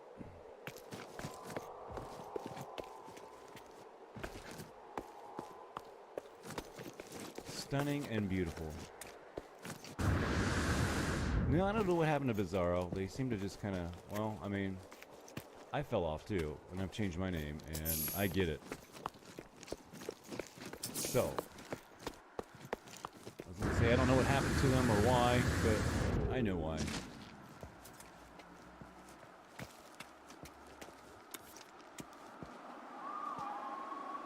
Let's take a flight out here.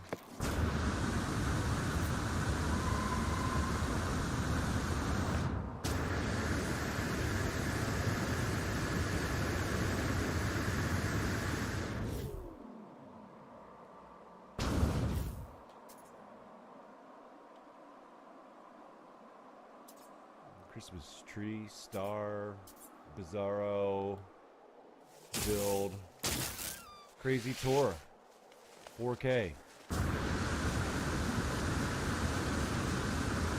Can't hit that 60 because my machine ain't built for 4K at 60. But, you know, it's not a really competitive game, so I think it's just fine. And a lot of my shots I want to slow down anyway, and I feel like this almost like it's almost like forces you to do like camera stabilization yourself as I'm playing. I mean, I'm more conscious of it a little bit. You know, I damn sure wouldn't complain until I was gaming, not trying to shoot somebody.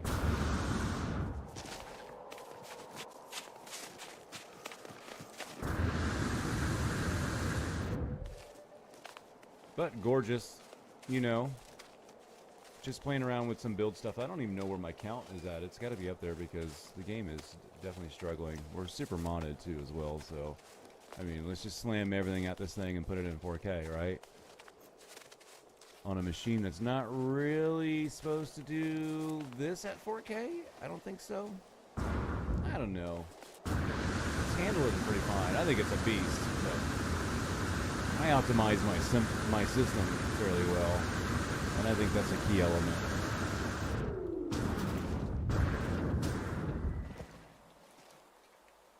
Alright. These guys are sexy over here. Let's go to the picture. Is it on this one that I was at? It's on the very tip. Let's play just the tip over here real quick. And get one more photo to end the whole shoot here. Oh, there we go. And I knew that was going to happen. That's really cool that that's there. All right. Okay, so I was right. There's a mod for ships, and it has a summoner and a ship file. And for some reason, I thought both files needed to be in there, but you just need the ship summoner, it looks like. So, a little key for anybody that's using the mod stack out there with the ship summoners. Summoners.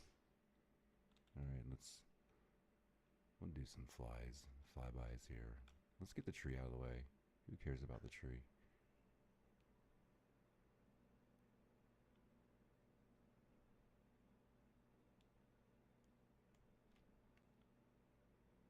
I mean, the Normandy would just make like a nice regular ship.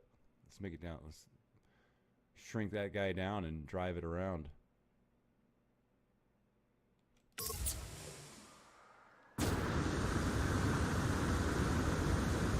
Alright. So since we got these ships going, let's go take a look at them real quick.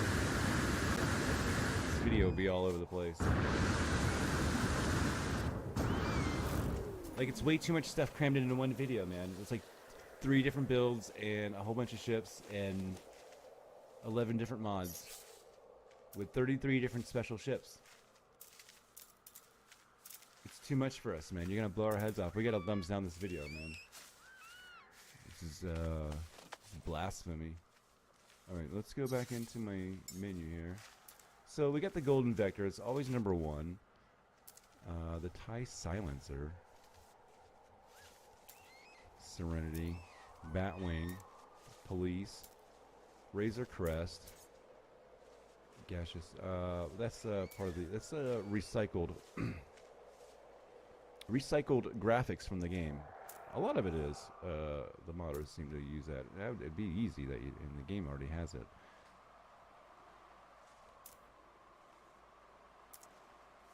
Corrupted drones. Droid TIE Fighter. Droid TIE Fighter. Okay. Jedi Starfighter. What's that look like? Okay. Where do I? He's just throwing his hands up. But I can't.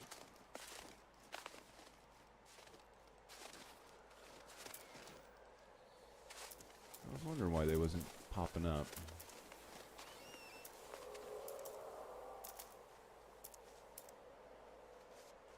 Milano.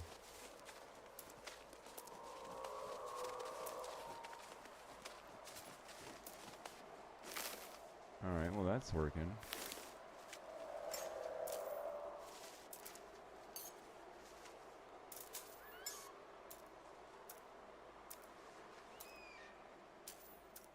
Alright, well there must be some, because of the menus or something, probably something with the parts mod, because it goes in the same folder, and I would imagine that there's some kind of mix-up going on, and if we want to see them, then we want, it's one or the other on that, I would imagine. I can probably, you know, take those off and on and confirm that here.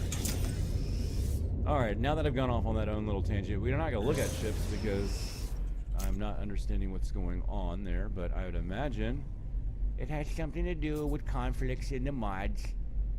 So it's a game of take off and put back on and see what happens there. Look at the spiral staircase going up.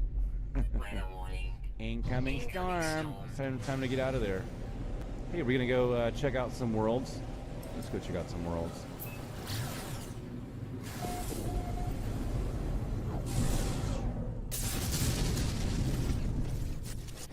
Get a few in there. I wish I had the boat. I don't think I have boaties on. No waterlock. Check that out. It's close.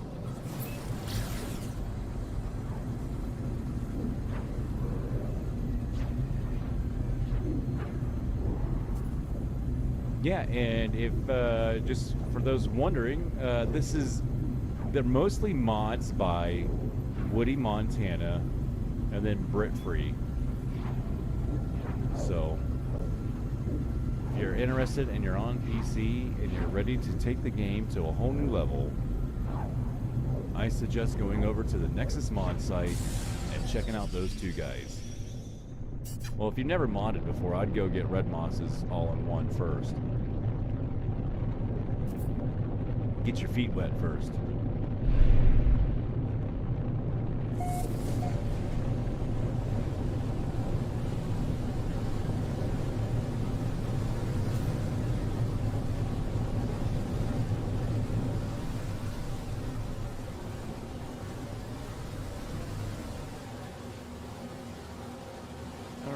See if we can find some land down here.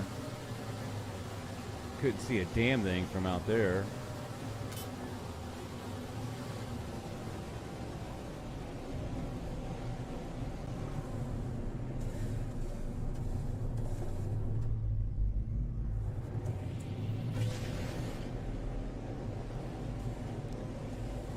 Is that underneath there? That's looking weird.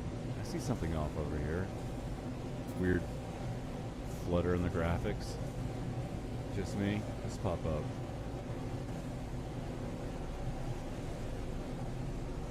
Not too high.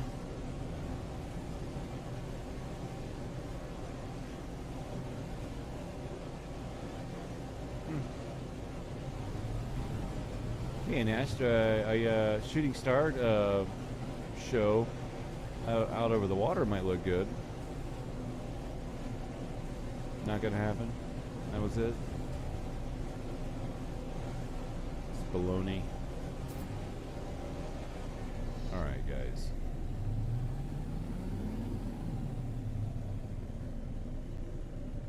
I just don't see anything out there, man. You guys see anything out there?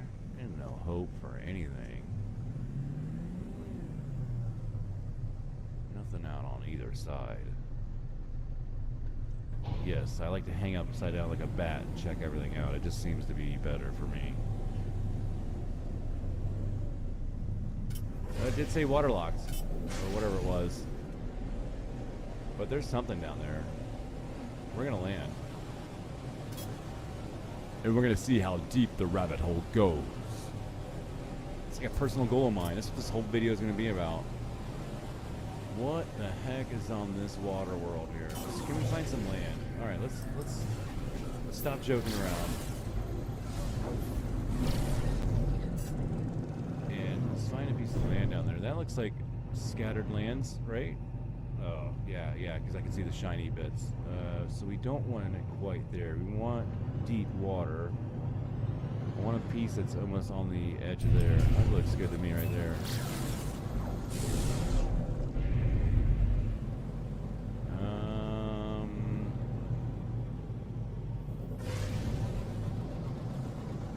Space. The final frontier. Yeah, I think one of these parts look good to me. Maybe that guy... Is that land way out there? It is land out there. Let's take this last little piece over here. I'm sure there's... I'm trying to just get on a good area where it's going to be nothing but water for a while.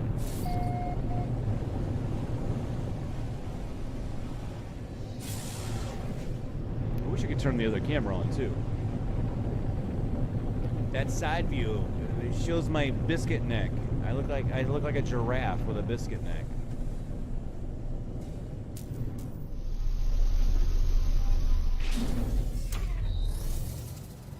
Oh, Roy, look at that, it's beautiful. Absolutely beautiful. Weather is corrupted blood. Sounds yummy.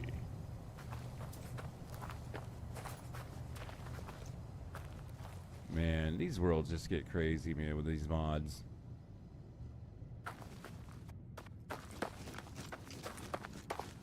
Absolutely bonkers.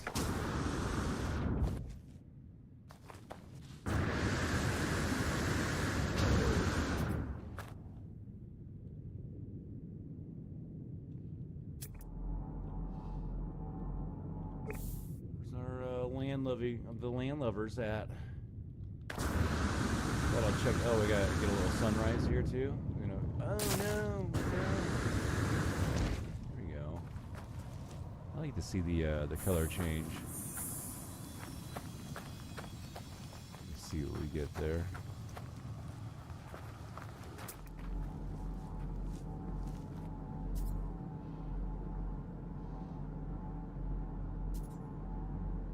Barren.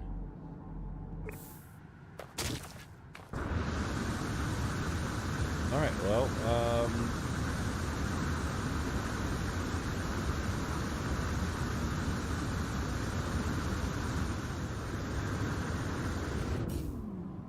very nice looking. I don't like the blood red water. It's like my least favorite color for water. I don't know. There's just something about it. I guess my hopes is that there's gonna be some like wicked deep areas. You better back on up, man. I don't know who this Foolio thinks he is. It actually kind of scared me, I'm not gonna lie. I was like, what the hell is going on, man? I didn't trigger anything, did I?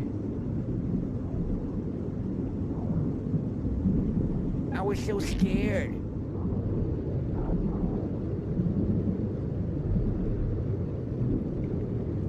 Alright, so what I'm hoping for is some deep, deep, deep. We're going deep, deep. That's what I want. Now I think I've seen, like, with the mod was like 200 and something. So I don't know how far we can get, but I mean, we're at a place called Waterlocked or whatever the hell it was called. So I felt like I had high hopes, and it turned my whole video into something else. We're gonna try it out, guys, and see where we go. Hey, it's 1:14. I mean, you're already impressed. And that's open water. But it's smaller though, it doesn't count. Let me tell you something about mods, man. Mods for this game kind of take the regular game and just change the mathematics of it. All the same art. A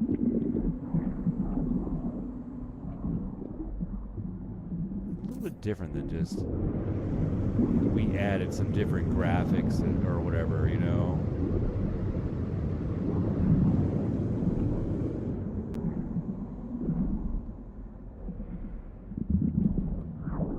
It's big. I mean, these aren't small, and we're deep. Deeper than anything you're going to get in the game. Vanilla. 140. 144. Yeah, I think it was 208 or 216 or something like that. I got a video. Deep dive. Gorgeous. I wish it wasn't red. But with the big red nodule glowy things, it's kind of working. I mean, if it's going to be red, be red. And coming from the green Christmas Christmas tree present place, whatever, the Christmas tree. Oh, look at that. That's stunning coming out into this. How deep are we? Still fairly deep, man. It's going to be 100 plus.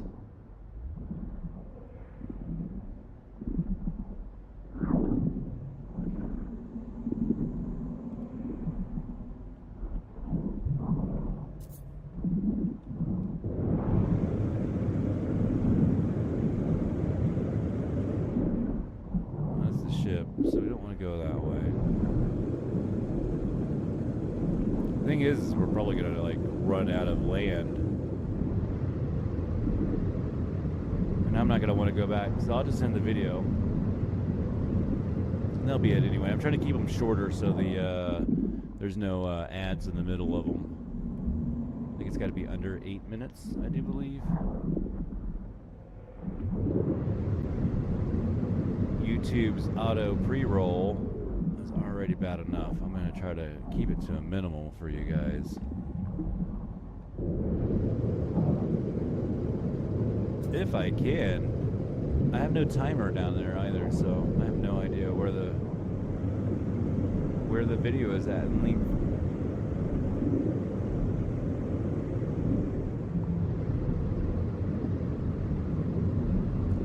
Well, I tell you, we're going to come over this next hill here, and we're going to see where we get at for depth. And if it's nothing really crazy significant past what we've been already, then we will call it a day on this long adventure that we've been on.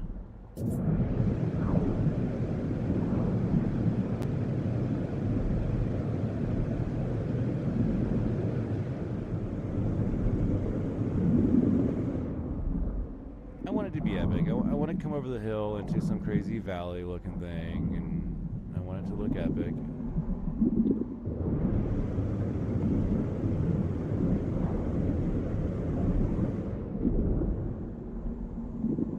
Something like this.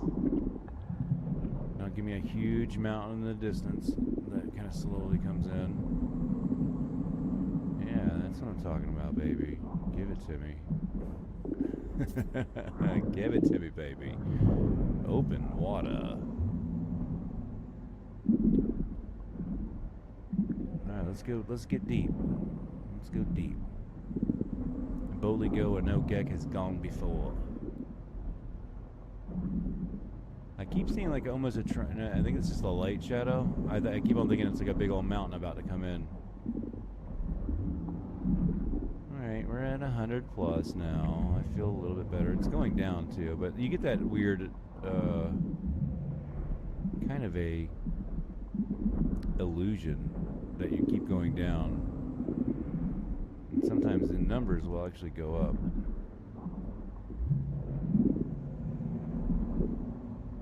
There was a spot in Oregon on top of the mountain that had this stream. and like it forced the perspective to see the stream going uphill, sort of. People would argue. I thought it was cool.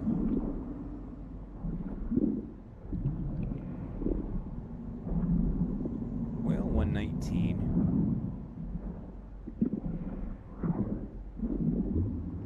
We've got bragging rights, but I mean, we're not calling up Guinness Book of World Records or anything. That was loud in my ear. I'm glad it didn't go off on my ear. Gotta be bleeding. Alright, one more little down spot here. We'll see where it takes us. We're at 120. I see it drop off right over here, but I think it might be a fool's gold. No, maybe not.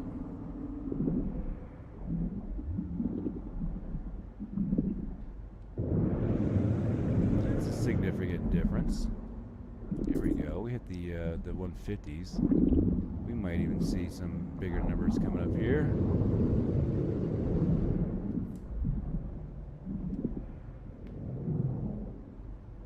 150. Which way do we go? We go. Oh well, there's caves don't count. Caves do not count. Even in the modded. I mean, well, we're modded. I guess it doesn't count. But I try to keep it open water. But there is a cave right there at 158. We're a little bit deeper than that. We could say it's 166. I mean, we're gonna go up and over. Let's go to this little cut right here.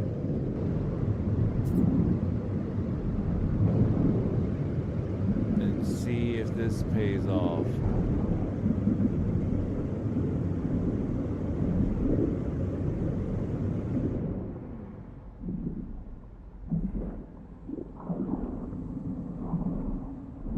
.66 is still the record on this planet.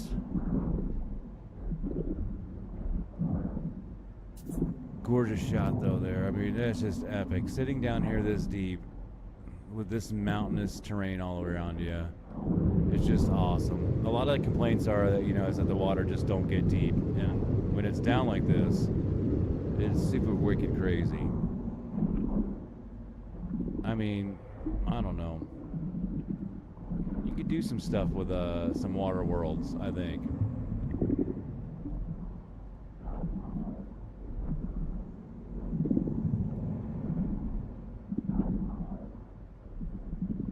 .123, and we're coming up over on a big hole up here. Could be fool's gold though. I fall into the fool's gold trap all the time. That's a big old drop off there, folks. That's a huge drop off.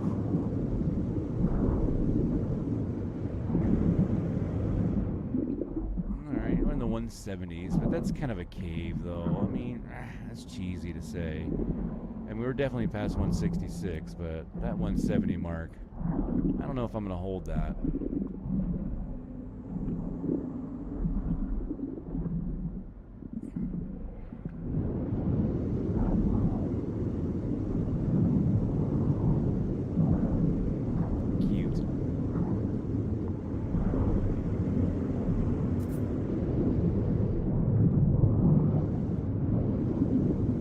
Folks, I think, you know, it's a possibility that it might be here, but I usually, you know, if it's going to be super, super deep, I kind of hit that spot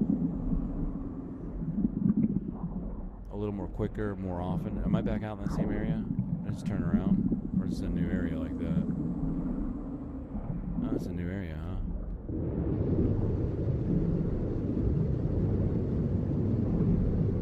Corner pocket.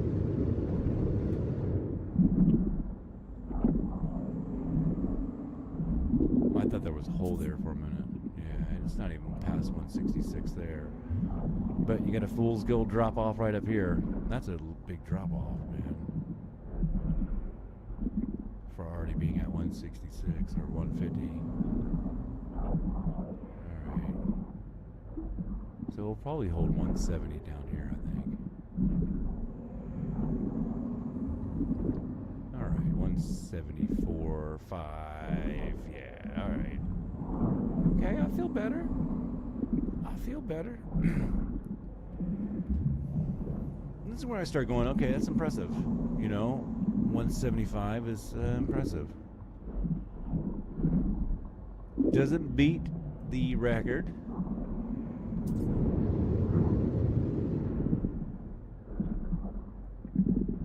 But it's a good try. Alright, I think that's it, man. That was fun. Alright, guys, I'll see you guys on the next video. See you later. Eat your peas, call your mom, tell somebody you love them.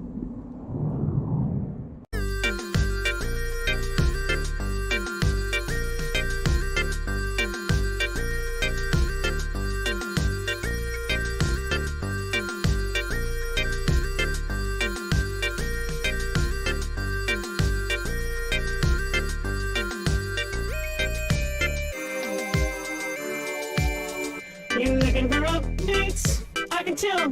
You don't look like you're about to cry. Why? I don't know. Sean Murray just let you down with those googly eyes. And you're wondering,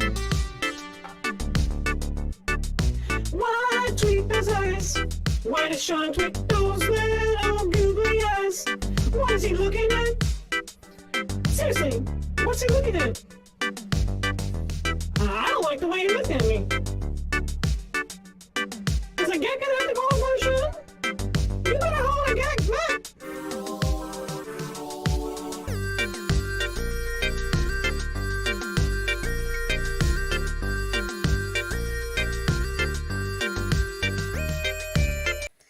Why, what's going on out there? It's your favorite No Man's Sky cover band, Allison Geck. And I'm your favorite singer, Geck Staley, and I'm just here on your planet, just loving it and having a great time. Here is our newest song. I hope you enjoy.